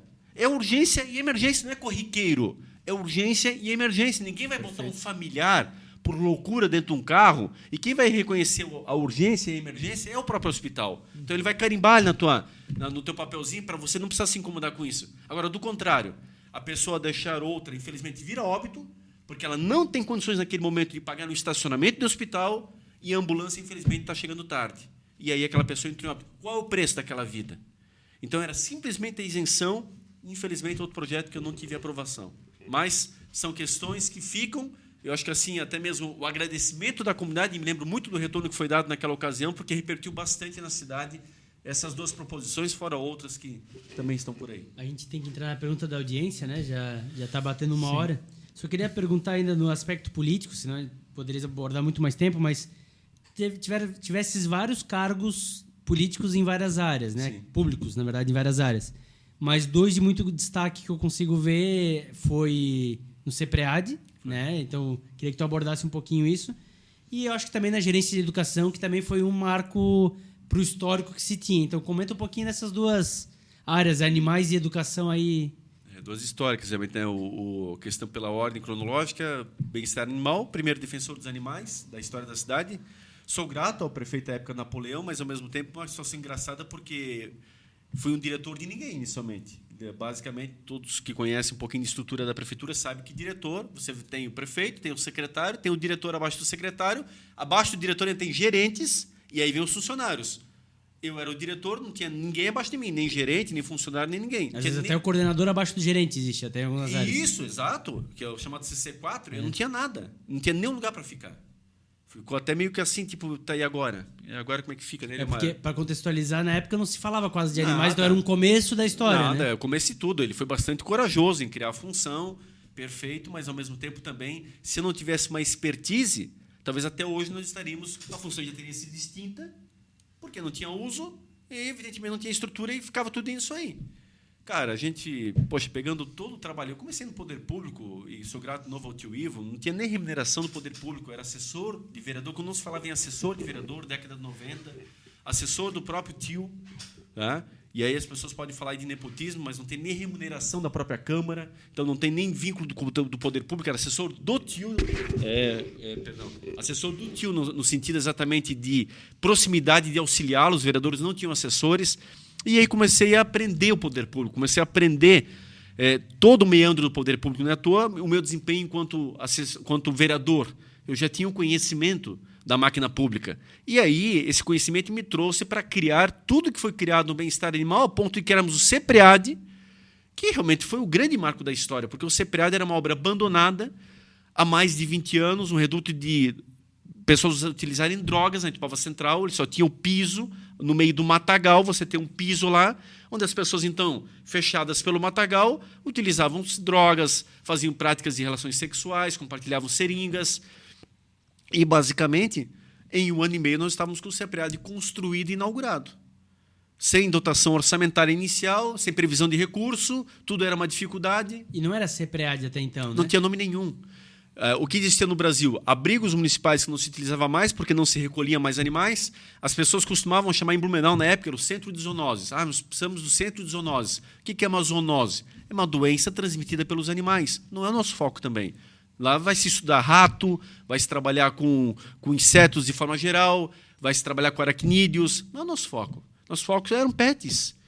Então, um dia vindo para casa, com esse projeto já em andamento, e pensando, meu Deus, que nome nós vamos dar para isso? Tem que ser um nome que vai trazer força para esse lugar e que vai poder durar com a passagem dos anos. Não que você vai, amanhã depois, extinguir, inclusive, o órgão pelo nome estar inadequado, como aconteceu em vários lugares do Brasil, que tinham os canis municipais. E eu lembro bem, eu estava na Rua das Palmeiras, dirigindo o meu carro, e me vinha na cabeça, CEPREAD, Centro de Prevenção e Recuperação de Animais Domésticos. Literalmente assim, pensando, dirigindo e pensando. Liguei para a dona Madalena, que até hoje é uma pessoa que eu tenho como um baluarte nessa cidade, ela é uma das pessoas, assim, dona Madalena, não vou revelar a idade dela por uma questão de respeito, enfim, mas a dona Madalena é uma pessoa bastante idosa, uma pessoa, para quem conheceu a dona Madalena, quem conhece, é esposa do falecido seu Hilton, que era aqui o representante da Royal Canin, aqui na nossa região. Ele, uma pessoa fantástica também, a dona Madalena, só para vocês terem uma ideia, vegana desde a adolescência. Se hoje ser vegano já é um tabu, ainda tem algumas dificuldades com tudo isso que nós temos na sociedade, vocês calculam uma pessoa bastante idosa, nos dias atuais, e com todo respeito eu falo isso, mas que lá na adolescência dela, ela era vegana já. Então, uma pessoa fantástica, de um brilho incrível, ela sempre para mim foi uma pessoa assim dos bons ensinamentos, daquela palavra encaixada na hora H que se mais precisava. Primeira pessoa que eu liguei, disse, dona Madalena, encostei o carro, dona Madalena, já sei o nome exatamente para o local que nós precisamos. E falei o nome para ela e disse, Eliomar, é esse. Fantástico. Era esse o aval que eu precisava. E foi dessa forma. A dona Madalena depois teve a ONG Focinho Feliz, é uma das primeiras fundadoras da Caprena, na época a Capra, que até hoje é uma das mais fortes ONGs em defesa do meio ambiente como um todo, a Capra, e atualmente a Caprena, e a Focinho Feliz, infelizmente, depois ela perdeu bastante força. A dona Madalena, com o passar da idade, também já começou a ter mais dificuldades, enfim. Mas foi por isso. Então, esse nome repercutiu muito. Hoje, vários municípios copiam a nível de Brasil. E o mais importante, independente de qualquer coisa, que ele servisse aquilo que realmente ele se propunha. E que a população entendesse dessa forma. Então, encaixou perfeitamente. Centro de prevenção, prevenir e recuperar os animais domésticos. Perfeito. É isso. Então, me orgulho muito disso aí. Então, foi uma passagem fantástica. E sempre digo, não volto mais para lá. Volta e meia, quando sai alguém e tal, o Eliomar, tal. Não, meu ciclo fechou, tem isso muito claro. Para mim, a vida é dessa forma. Então, tenho muita tranquilidade em também fazer críticas quando eu preciso, porque eu quero ver aquilo sempre muito bem. Agora, todos podem ficar despreocupados, talvez aquelas pessoas que têm a preocupação, né, política, né, que é incrível. Assim, algumas pessoas pensam em política 24 horas por dia, política no sentido politicagem. Eu jamais retorno lá. Deixo aqui muito bem registrado, mas quero que aquilo sempre ande muito bem e ande firme no propósito que nós criamos lá atrás, que é exatamente proteger e, de fato, recuperar os animais, principalmente que estão sofrendo nas ruas, sem a tutela de ninguém. Então, isso é uma missão que é fundamental. Muito bom. E Gerência Regional de Educação? Rapidamente, nesse sentido, me orgulhou demais. Eu entrei, talvez, com a pior reprovação da história, porque foram vários os manifestos de alguém que vinha de fora, sempre gerente regional de educação, alguém que já é da casa, que já é concursado, é quase um prêmio de aposentadoria, tá? Era isso que acontecia na história, ao longo da história, e eu entro sendo alguém de fora. Mas acho que pude provar com capacidade, com conhecimento, e aqui quero agradecer, até hoje, as amizades que perduraram. Por quê? Porque foram verdadeiras. Edinho, eu não ficava em gabinete, eu ia às escolas. Quando o Sheila fala lá às escolas, eu complementei as tuas informações, o próprio nome do tenente, porque eu estava lá, eu ia nas escolas, o meu gabinete era nas escolas, eu estava rotineiramente nas escolas, eu só ia para gabinete com toda uma estrutura que tinha lá, que eu poderia estar lá despachando, com todo o conforto, com toda a tranquilidade, só para assinar. Onde é que eu estava? Nas escolas. Que estrutura que eu tinha para ir nas escolas? Muitas vezes o meu carro particular, meu carro pessoal. Por quê? Porque não tinha estrutura. A verdade é essa. Quem está na gerência... Né? Não era como ficar rodando. Um secretário de educação ele tem mais estrutura do que exatamente um gerente regional de educação, quando você é o secretário da região. Veja, eu não tinha orçamento, era zero. Hoje já tem orçamento. Eu não tinha, pertencia às secretarias regionais. Eu tinha que pedir orçamento para o secretário regional, convencê-lo de alguma proposta, para depois dele ir a Florianópolis, a Secretaria de Estado da Educação. Um absurdo. Ou seja, nesse era mais sentido. fácil não fazer. Não fazer, dar exatamente essa justificativa. Não. Edinho, descentralizamos todas as ações. Se viesse uma carreta de materiais escolares, cada escola receberia conforme o quantitativo de alunos que possuía, independente do município onde ela estava ou da localização que ela possuía. Era técnico, era dessa forma. Acabei com as romarias e diretores que vinham ao gabinete do gerente negociar exatamente essas ações. Acabou. Isso me deu tempo para estar nas escolas, exatamente conhecendo as dificuldades, tomando um café lá na mesa dos professores, estando em sala de aula, verificando como é que as crianças estudavam. Eu entrava na sala, conversava com os alunos, pedia para eles me relatarem o que eles sentiam de estudar naquela escola. Nunca saía de uma escola sem passar por isso. Ia ao ginásio, verificava lá como é que era a quadra, porque eu vim de escola pública, nas piores condições, infelizmente. Então a gente sabia o que era isso. Quantos colegas nossos, Edinho, que não tiveram a cabeça e o desprendimento nosso e seguiram adiante. Pararam, infelizmente, foram para outros caminhos pela falta de apoio, além de em casa, também na escola, que acaba sendo para muitos desses o pai e a mãe, que acaba sendo a família para muitos desses. E aí essa nossa obrigação enquanto gestor, eu entendia que ela ia muito além, Eu estava tendo a oportunidade de fazer pela primeira vez aquilo que talvez ninguém jamais imaginou de onde eu vi para parar no cargo que eu estive. Então eu tinha que aproveitar cada segundo daquela ação. E assim eu fiz. Então, sou muito grato a todos os diretores de escola. Eu tive um peso unânime, quase que praticamente, buscando, através dessas pessoas, eles buscando a minha permanência. Eu não pedi nada a ninguém, eles sabem disso. Eu achava que eticamente não me caberia. Como entrei por um governo anterior, o novo governo teria todo o dilema para poder fazer o que bem entendesse, mas lamento, saí apenas por politicagem.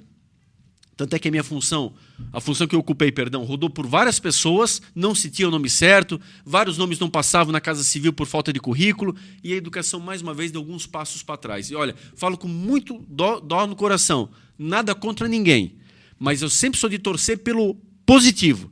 Eu não sou daquele que sai da função pública e quero que agora... Não, porque vai afetar a população. Claro. Quem vai pagar o preço é a comunidade, quem vai pagar o preço é lá na escola. Sim. São os professores. Então, lamento por isso. A minha saída foi apenas por politicagem, mas a minha passagem, eu acho que a gente pôde exatamente cumprir com o papel que nós nos propusemos enquanto cidadão. Bom, perfeito. Vamos para as perguntas da audiência, então. Deixa eu abrir aqui.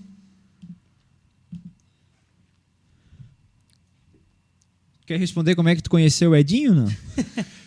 O Edinho foi traumático, já falei no outro episódio. A gente já começou muito mal, porque 9 anos nós não nos falamos, vou repetir, né? Já começou muito mal, porque quando ele nasceu eu já tinha 9 anos. 9 anos sem se falar, né? Mas é legal porque é uma relação bacana. Eu me considerei muito tempo um pai pro Edinho, sabe? Porque como a gente teve a ausência do nosso pai, literalmente, não da ausência do pai, não quero ser injusto, o pai estava presente nos momentos que tinha que estar, mas no dia a dia nós não tínhamos pai, porque nós não tínhamos mais os pais morando juntos.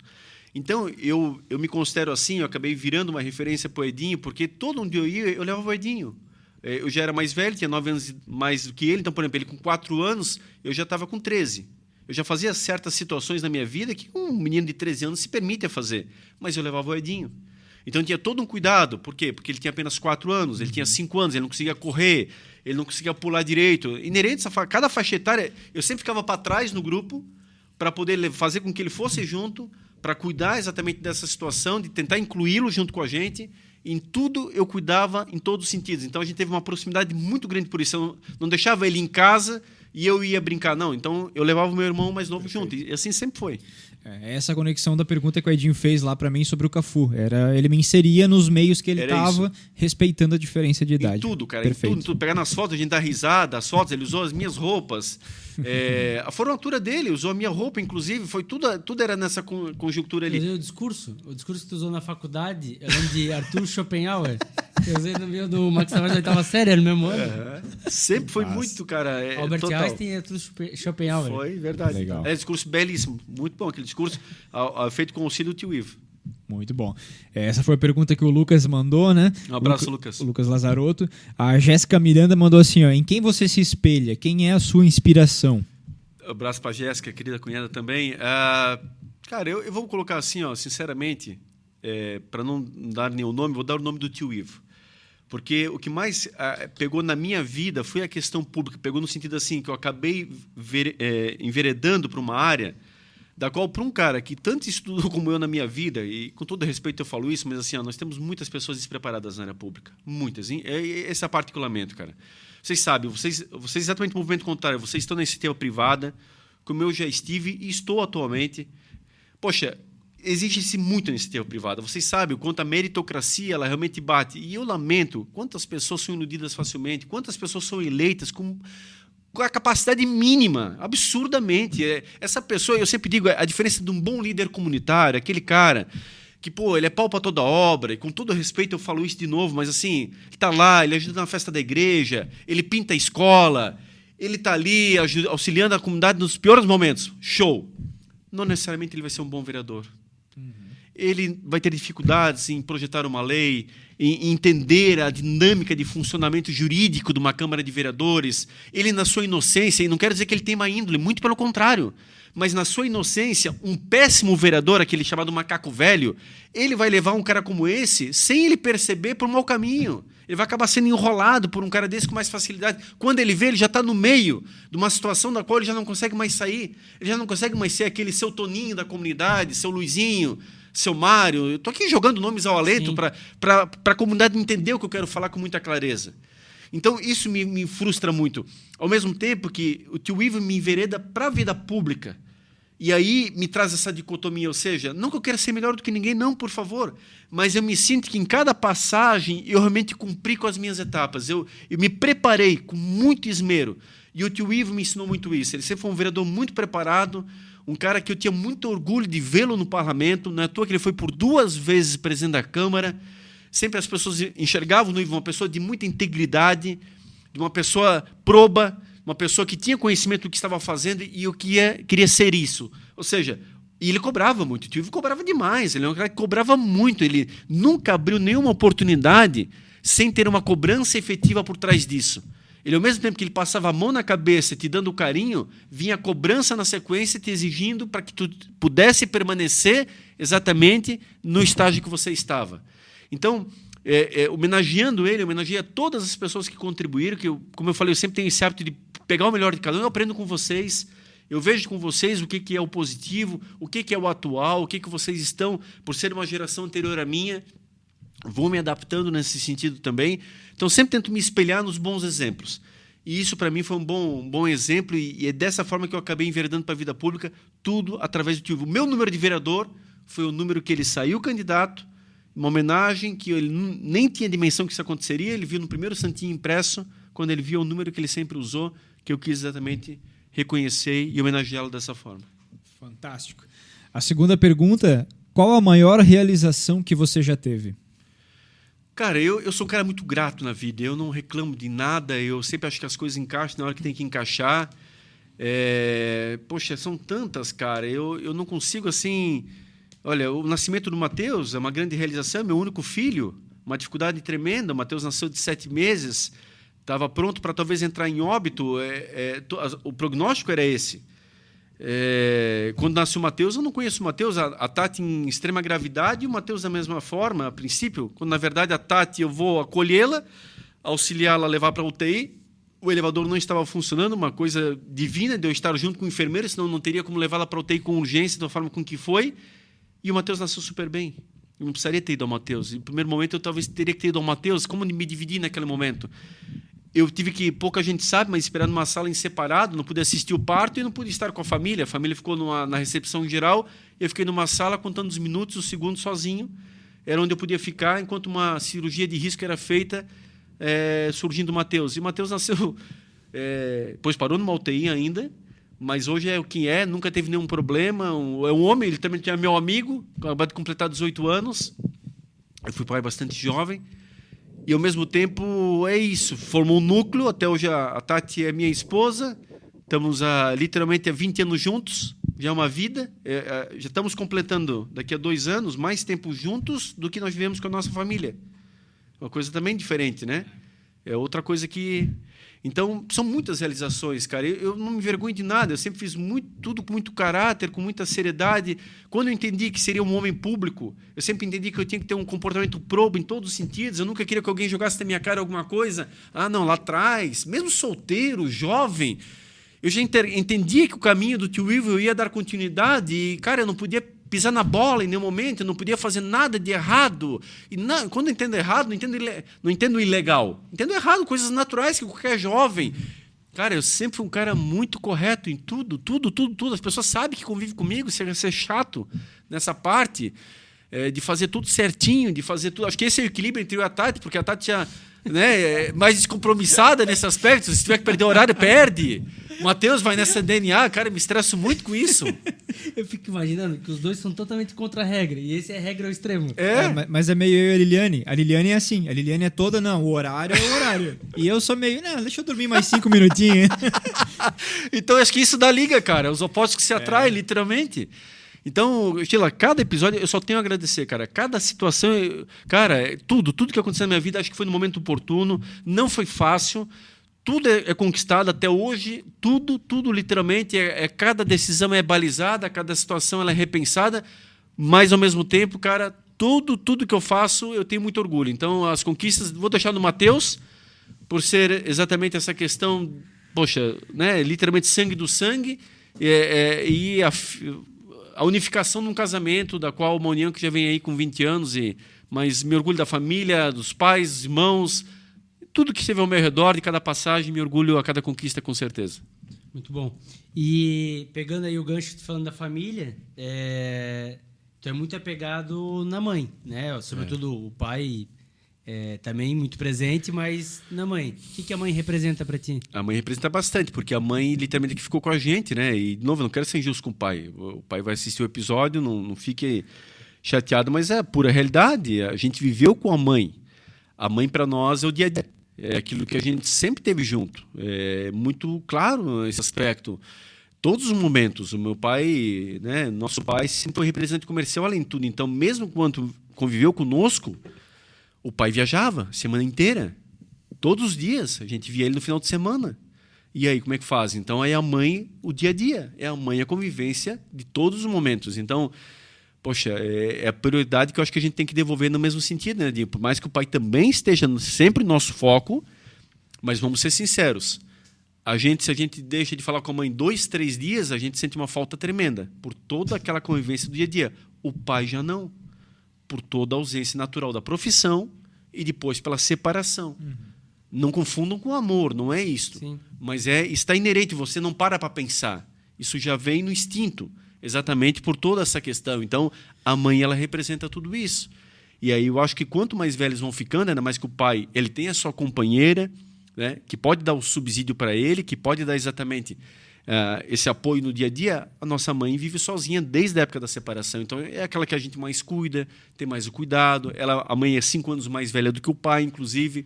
Então, tudo isso representa um olhar um pouquinho mais próximo, né, diante de tudo isso que eu falei. E aí, para mim, isso é muito claro. A gente tem que ter a responsabilidade de também enxergar quem tanto fez por nós e dar na mesma medida ou até mais naquele momento que agora eles sim precisam bastante de nós. Com certeza. E aqui é um podcast de empreendedorismo e tu enfrentou o empreendedorismo algumas vezes na vida. Uma delas com o pai. Conta um pouquinho como é que foi isso, como é que foi estar desse lado de ser o seu próprio patrão, enfim, conta como é que foi um pouquinho.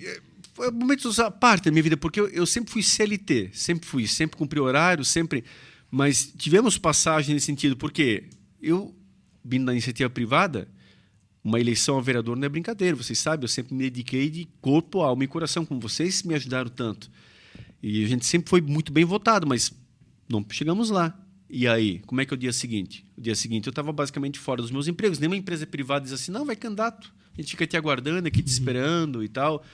E aí, qual que é o dia seguinte? Então, nesses entremeios aí, principalmente, vamos imaginar, outubro fecha a eleição, é o pior momento ainda. Entre novembro e dezembro, para você procurar na minha área um emprego nesse aspecto. Cara, tá fechando o ano, as pessoas estão pensando em férias, não é comércio, em janeiro. não é lojista, não é balcão, não, e, com todo respeito eu falo isso, mas são áreas distintas.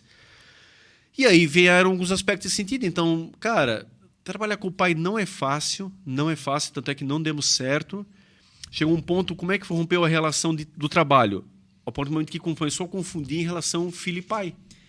Mas era a operação de representante comercial. Representante, o dia a dia dele. Eu nunca tive problema, Sheila. Distribuição, na verdade, né? Era distribuição, porque era vendia e entregava. Era fazia tudo. Eu nunca tive problema de voltar para trás. Professor universitário, com mestrado, com tudo isso, lá trabalhando no balcão, fazendo ali a passagem, no caso do balcão, de atendendo o cliente, de indo ao encontro dos clientes, de fazendo entrega, descarregar caminhão. É isso aí. Só que eu comecei a perceber essa confusão. Quando eu comecei a perceber a confusão entre pai e filho, não, aí não dá, porque nós não somos simplesmente dois estranhos ali numa relação puramente profissional. Nós somos pai e filho. Então, quando ela começou a atingir essa conotação, eu não queria perder o pai por conta da profissão. Perfeito. Então, eu entendia que ali era o momento da gente parar. Mas é uma empresa que depois vai ficar para ti. Tem toda aquela história, né? A herança que vai ficar toda... Não tem problema quanto a isso. Nenhum. Acho que a gente tem que viver o hoje. E os nossos pais, eles têm que ter a liberdade de poder exatamente saber que nós queremos que eles façam o melhor que eles puderem por eles mesmos. O restante é o restante. Então, não me apego a isso. Os meus irmãos são muito iguais, a gente tem uma relação muito transparente nisso aí. A nossa mãe tinha um único terreno que nós convencemos ela a vender em vida, porque ela passava por dificuldades financeiras, e ela poder aproveitar o recurso para ela como ela bem quisesse. Se ela quisesse pegar todo o recurso e jogar dentro do rio, estava feita a vontade dela. Agora, o que adianta um terreno para depois 4 filhos... porque uma é filha por parte do meu pai, então não entraria nessa situação. Agora, 4 filhos são de origem da minha mãe, para ficar duelando lá por um palmo de terra, dividir o terreno em 4, por não sei o quê, não deixa para ti, fica para o outro. Não. A melhor coisa foi feita pela minha mãe, aproveitou em vida. Pronto. Foi algo que ela conquistou, assim. Né? É o que ela conquistou, era o que ela queria, era o que era a vontade dela, a necessidade naquele momento. Então, quando eu rompi com meu pai, rompi pensando apenas no rompimento profissional. Foi a melhor coisa que nós fizemos. E sou grato à oportunidade. Inclusive, marca muito, porque o meu último dia de trabalho foi no dia do acidente da Chapecoense. Olha só. Foi aquele dia que deu o acidente da Chapecoense. Foi o último dia que eu trabalhei com o pai, exatamente ali. E ali nós paramos, então, e foi muito bom. Já ajudei ele várias vezes depois disso, sem ter qualquer vínculo profissional. O Edinho sabe, o Edinho já esteve junto, inclusive. Sempre que necessário, estamos juntos. Eu tenho carteira de caminhão, não tenho nada a ver com caminhoneiro. Aprendi por causa do meu pai a gostar de caminhão. Eu tenho cada habilitação que eu vou renovar, eu tenho que fazer exame toxicológico. Tu tem feito Uber ultimamente, né? Até essa brincadeira que que eu me permito a isso. Não tem nada de profissão em motorista, mas por homenagem ao meu pai, eu tenho carteira de caminhão. E quando ele precisa, nas últimas das últimas que ele precisar nesse sentido, eu dirijo, mas eu gosto que ele dirija para me estar ao lado, para mim conviver com ele, do que nós fizemos muito na minha infância. O pai está no volante, o filho do lado, e ali a gente vai trocando histórias pelo caminho. Mas Essa quando é tu a não questão. pode socorrer o pai tem um motorista do litoral que socorre. Tu tava faltando pilha. E maconha, a filha do cara. Maconha, porra. É um baita motorista. Não, o Só pior, não pode passar na PRF. não, o pior da história é o seguinte, ó, o italiano preso numa blitz, o italiano irmão mais velho, sem carteira de caminhão, mas dirige bem, mas sem carteira até hoje, na blitz, é pego na blitz, o policial diz o seguinte, olha, só vai ser liberado se vier alguém habilitado para levar exatamente o Ainda caminhão. foram levianos. Aí o italiano pensou na hora, não, só pode ser um, porque estamos no litoral e aqui ele que nos atende, vou ter que ligar pro maconha. Aí veio o maconha, salvar o italiano numa blitz, e é o cara que exatamente consegue levar o caminhão Caramba. embora para não ficar retido. Vai falar pro policial o apelido? Não, né? Pelo amor de Deus. Aí o italiano pode contar melhor, porque aí é lenda, né? Muito bom. Mas assim, fica o aprendizado do empreendedorismo, né? Porque eu lembro, assim, vamos lá, o pai com uma vida inteira de comércio, Fica. e aí, obviamente, sempre foi daquele jeito, trabalha daquele jeito, tu veio com algumas ideias de fora, implementou, testou, validou. Conta rapidamente a passagem atendendo junto com vendedores de grandes empresas. Isso, eu me lembro no Castelo da Pizza, por exemplo. Tava ali, chegou eu de vendedor, tava ali o cara da Sadia, o cara da Perdigão e o cara da Seara, todos com tablet na mão, crachá, identificação, uniforme, eu não tinha nada. Tava bem vestido, eu sempre De boné. Não, eu sempre vestido, sempre vou a caráter, de acordo com a ocasião, então tava ali calça de camisa social e tal, mas assim, bloco de pedido aquele que tu compra em livraria, limpo assim, não tem nem E cabeçalho. os outros do tablet. Tudo. E, cara, me orgulhou muito aquilo ali, porque, de fato, assim, os produtos que eu tinha para vender, o nosso mix era pequeno, nós não tínhamos muita coisa, além de tudo, isso era um outro problema para você vender. Porque, para contextualizar, o pai atendia pequenos comércios. Pequenos não atendia comércios. grandes redes assim. Eu comecei a buscar, Outros exatamente, maiores. exato. Entendi. E aquilo que eu precisava vender, eu vendi. Nós fizemos nunca tinha participado de uma rodada de negociação, estava extremamente... Eu não sabia nem que eles iam instalar. Foi agendado comigo para tal hora, consegui um agendamento, já fiquei feliz da vida, um agendamento para ser recebido, porque o pessoal tem que entender o seguinte, essas maiores não é assim, você não chega a qualquer horário, Sim. não é dessa forma que funciona. Então, consegui ter um horário, e quando eu chego lá, estão uns 3 já. Eu nem me imaginava, não estava Imagina. preparado para isso, de forma Imagina. nenhuma. Para mim foi um baque em todos os sentidos, todos. A minha tabela de preço era uma tabela impressa. Eu tinha uma tabelinha que eu mesmo fiz no computador e foi dessa forma. E os produtos que eu precisava vender, todos eles estavam ali para vender. Só que eu estou rindo já por quê? Quem é que foi entregar? Quem é que foi entregar? Tu mesmo. Eu mesmo. Eu mesmo. Para ter Quem, uma é- ideia. quem é que descarregou? Foi As isso. outras é uma empresa que o cara vende, Sim. outro entrega, O outro cara vai espera. adiante, o cara vai O cara adiante. vai vender pro outro. Cara, vai Então, esses foram os pontos, e aí que eu quero que o pessoal entenda, quando eu falo da divergência com meu pai, na questão do rompimento, foi nesse quesito. Meu pai tinha um pensamento e não deixa de dar para ele que ele está correto. Ele está até hoje fazendo da mesma forma dele, então ele tinha a empresa, como ele tem até hoje, para atender dentro da gama, do segmento que ele pensa, dentro exatamente do know-how que ele possui, está perfeito. Mas eu queria, é como você falou quando você chegou lá exatamente na empresa A, para ir para a empresa B, que você disse, aqui eu não vou mais crescer. Aqui eu não... Então eu estava cheio de sonhos, cheio de ideias, mas eu entendo que eu não poderia tirar isso do meu pai. Se meu pai concordasse, excelente, nós continuaríamos trabalhando juntos. Mas não sou eu que vou falar para o meu pai, a empresa fundada por ele, que agora ele não vai mais trabalhar daquela forma, que ele vai trabalhar como eu quero. Sim. Não me permito isso. Aí com uma pessoa que naquela época, fechando praticamente 50 anos de profissão, além de tudo. Ele é um mestre na área que ele faz. Mas é evidente que eu tenho as minhas convicções, é uma outra geração, é uma outra situação. E aí, inclusive, o próprio Madrugadão, Edinho, nós fizemos uma venda, só a venda de queijo era um caminhão que meu pai entregaria no mês inteiro, numa única venda, no único estabelecimento. Caramba. Só para ter uma ideia. E aí nós tínhamos o medo de não podermos pegar um cliente como esse, porque nós não teríamos capacidade de atendimento nas demais entregas em tempo hábil. Uhum. Então, não quero ser melhor do que ninguém, mas, de novo, pegando as experiências, as concepções, fui galgando meu espaço e fui buscando exatamente romper algumas barreiras ali para o crescimento. Mas, de fato, foi ali que Houve a cisão e tranquilo. Meu pai até hoje que me deixa feliz. Continua trabalhando na empresa e a gente, sempre que possível, está ali auxiliando. Perfeito. Legal. A gente já está batendo 1h30 de programa. Queria fazer ainda um monte de perguntas, mas vou fazer uma última dupla, que eu acho que engloba bem aí para as mais variadas searas que tu já passou ao longo dessa trajetória. Queria que tu, analisando para trás, assim, depois de toda essa caminhada, que tu olhasse assim, aonde que talvez foi o teu grande acerto e aonde que foi talvez um erro que você não faria novamente. Edinho, sabe que essa é uma pergunta muito difícil, porque assim, tanto no acerto quanto no erro. Primeiro, em relação aos acertos, né? Serem talvez mais fáceis. Cara, a gente sempre tenta acertar, em tudo na vida. Eu acho que tu sabe muito bem disso, mas assim, talvez para o Sheila, para quem está nos assistindo, eu adquiri a maturidade muito rápido. Muito rápido. Eu sempre entendi isso também. Que eu, muito jovem, com 12 anos, eu já era padrinho, por exemplo. Por quê? Porque as pessoas me reconheceram que eu já tinha maturidade além da minha idade. Por toda essa responsabilidade, eu entendi que quando meu pai não estava mais em casa, meu irmão mais velho também logo saiu de casa, o Edinho lembra, eles saíram quase que juntos, os dois. Ficou de uma família com um pai mais velho, evidente, um irmão mais velho, com 2 referências, ficou eu. E aí eu entendia que eu tinha que absorver tudo muito rapidamente, eu tinha que continuar dando conta ali de manter uma estrutura familiar. Isso não é fácil, eu tive que abrir mão, eu sempre falo, durante toda a minha adolescência eu nunca dormi fora de casa. Quando muito jovens, é natural, faz parte. Vai dormir na casa do colega, sim, vai dormir na casa do fulano. Eu nunca dormi fora de casa. Eu nunca dormi. Porque eu entendia que não podia deixar minha mãe desassistida. Minha mãe tinha alguns problemas de ordem depressiva. E isso era muito sério, muito sério. Então, eu não poderia fazer com que isso se agravasse. E então abri mão. Fui abrindo mão de muitas situações. Eu não quero dizer aqui que eu me arrependo, não é isso. Mas, ao mesmo tempo, pegando a conjuntura da pergunta, eu faria tudo de novo. Então, acho que eu fui fazendo acertos. Eu sempre tentei não errar.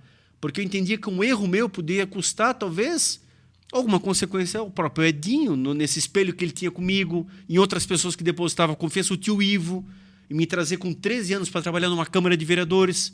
Quando todos me enxergavam assim, meio estranho, dizendo, mas o que esse garoto está fazendo aqui? O que esse menino está fazendo aqui?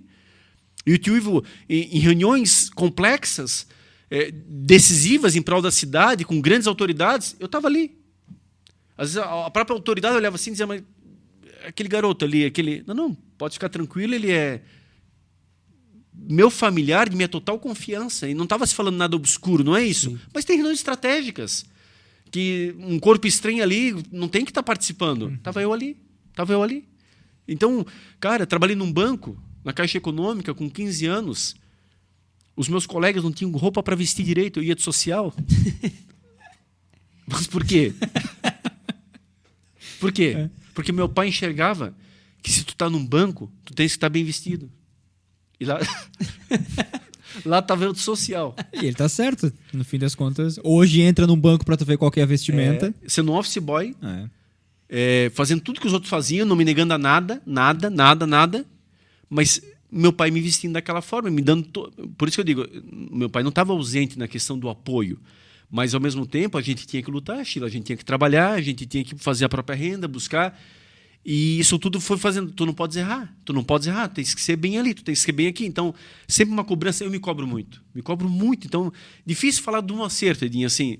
Eu me orgulho muito de tudo que eu passei até aqui. Claro que a gente sempre quer... poderíamos ter ido mais, Mas, cara, o achismo é muito relativo.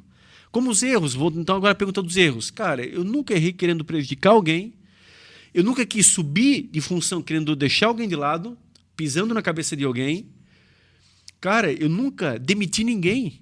Eu já tive funções de demissão, eu me sentia à vontade naquele momento, eu chamava a pessoa e a pessoa cumpriu com a expectativa. Já tive funções de demissão, dizer, olha, está aqui o relatório, desliga esse fulano aqui. Coordenador de curso, por exemplo, uma função muito recorrente nisso aí. Está lá o professor muito mal avaliado pelos alunos. Professor, vamos trabalhar juntos? O que está acontecendo nisso aqui? O que aconteceu? Às vezes é um grupo de alunos que foi mal na prova do professor, que não querem saber de estudar, e trouxeram um professor de uma média lá para baixo, cara. Eu vou acompanhar mais de perto contigo. Tu te propõe a isso, a fazer diferente? Tem que ter a participação do profissional, evidentemente. Não, professor, por favor, eu preciso dessa oportunidade. Então vamos trabalhar juntos. E aí, anos depois, eu entro numa instituição, quem é a primeira pessoa a me receber? A pessoa que estava pronta para ser demitida por mim. Caramba. Que numa escala de 0 a 100, ela tomou 5. De 0 a 100. e ela deu a volta por cima. E quero dizer para vocês, não é que ela estava lá para me demitir, para me receber propositalmente. O destino. A primeira pessoa que eu vou topar no meu novo setor de trabalho é essa professora. Olha a passagem, a vida vindo. Quer o efeito contrário? Sou demitido de uma instituição aqui em Blumenau. Vou evitar, nesse ponto, falar nomes para não constranger a pessoa em si. Acho que ela já entendeu o erro que ela cometeu e a própria instituição, inclusive, na sequência. Mas me demite, beleza, mais um professor ali. Então, eu sou mais um professor e ela é a coordenadora. Me demite. Beleza, tranquilo. Beleza, entre aspas, tá? Sim. Terrível, terrível. Mas um cara que se cobra tanto como eu, como ser demitido? Que erro que eu cometi, cara? De que forma? Como isso? Beleza, uma questão puramente uma discordância de uma opinião pessoal. No único momento, até então eu era o melhor para ela. Uma opinião pessoal dela, eu discordei numa reunião, acabou. 2 semanas depois eu estava na rua. Beleza. O que acontece? Resumo da ópera, para resumir bastante. O governador não pôde ir na FURB no final do ano, assinar exatamente o repasse das bolsas de estudo. Lá de trás que eu já havia feito com estudante do mestrado, toda aquela análise, ali o governador faria a assinatura no final do ano do repasse. Algo na monta aí, agora não vou lembrar bem, mas é alguns milhões, não é um valor baixo, é um valor bem significativo. Ele não pôde ir, eu ia estar presente, eu era gerente de educação, eu ia estar presente para prestigiar, mas ele não pôde ir, me liga, governador Eduardo Pinho Moreira, na época, para me representá-lo, então. Vou eu na FURB representá-lo, então. Claro que o governador acaba recebendo o espaço principal na mesa. Ele vai sentar no principal. Está a reitora do lado, está o governador do lado. Na época era o reitor ainda. Eu sento no lugar do governador. Quem que é o mestre de cerimônias daquele ato? Aquela pessoa que me demitiu lá, que era a coordenadora. Ela era mestre de cerimônias, um bolsista daquele momento da universidade, fazendo um programa de pós-graduação. Ela anuncia o excelentíssimo senhor Eliomar Russi, nesse ato, representando o governador do estado de Santa Catarina, e tal, e tal, e tal. Mas lá atrás eu era apenas um professor. Ela demitiu. Então nunca faça para os outros o que você não quer para si. Nunca feche uma porta desnecessariamente. Nunca prejudique alguém, sabe? Sem qualquer razão de sê-lo, sabe? A vida dá muitas respostas. E depois essa mesma colega me encontra na empresa que eu estou até hoje. Ela também é professora. Me lembro muito bem de nós nos encontrarmos assim. Quero dizer para vocês, da minha parte, consciência limpa, tranquila. Mas é tão nítido a pessoa ficar deslocada, que foi o caso dela quando ela me encontra no refeitório da empresa, porque vem para ela todo um passado que, inclusive, muito claramente ela ainda não apagou.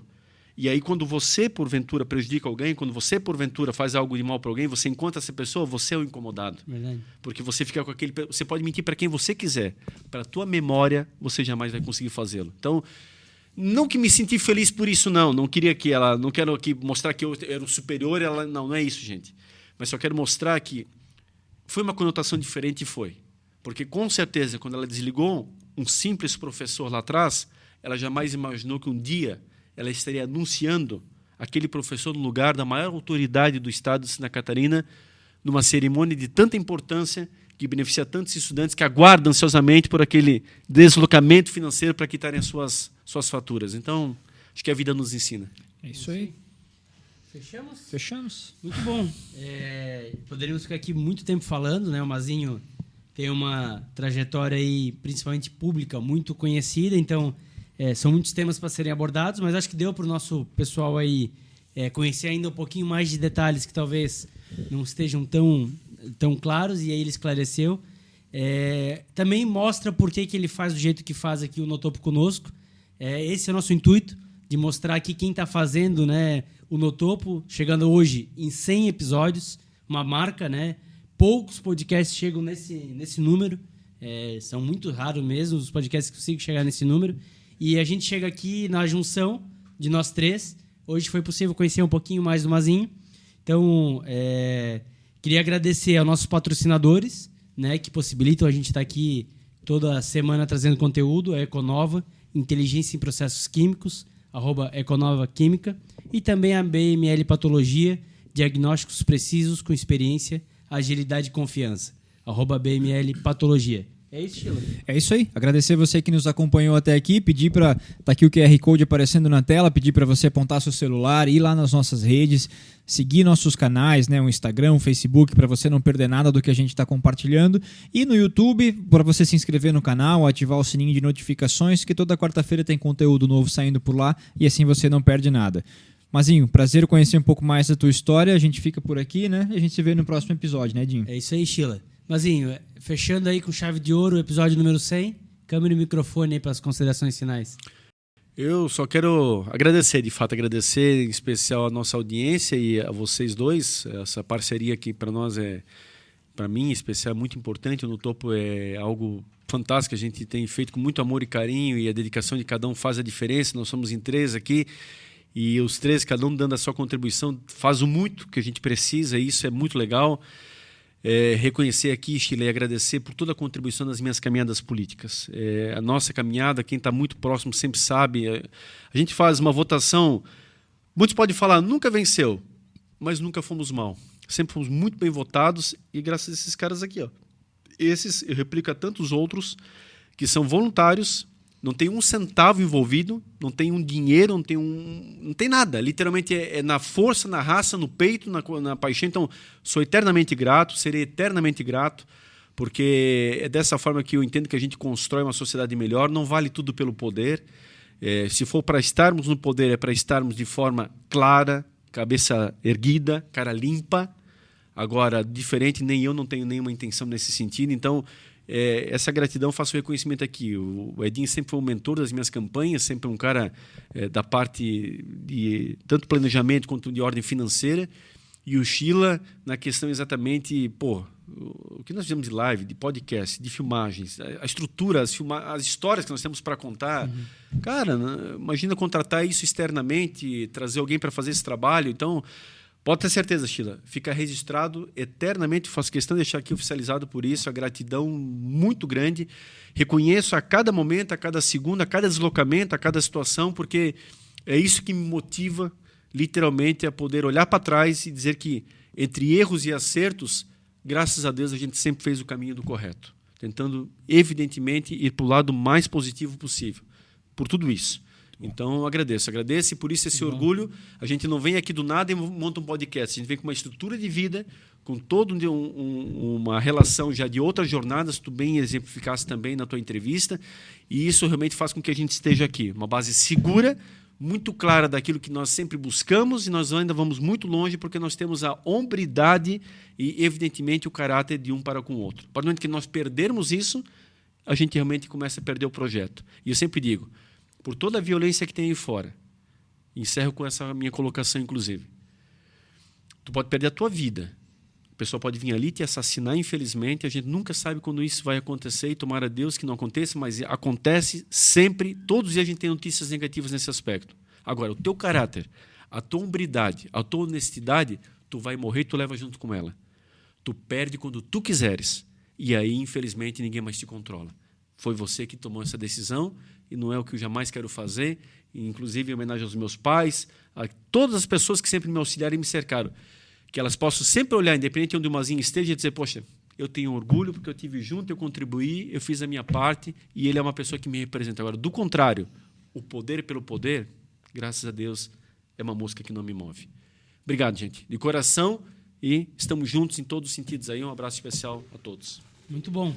Esse foi um programa diferente, né? Um programa onde o nosso âncora foi entrevistado, mas com certeza foi fantástico aí. Tenho certeza que você tirou muitas curiosidades, conheceu um pouquinho mais. E essa é a nossa série especial aí do 100 programas no topo. Esse foi o episódio número 100, conhecendo um pouquinho mais do Mazinho.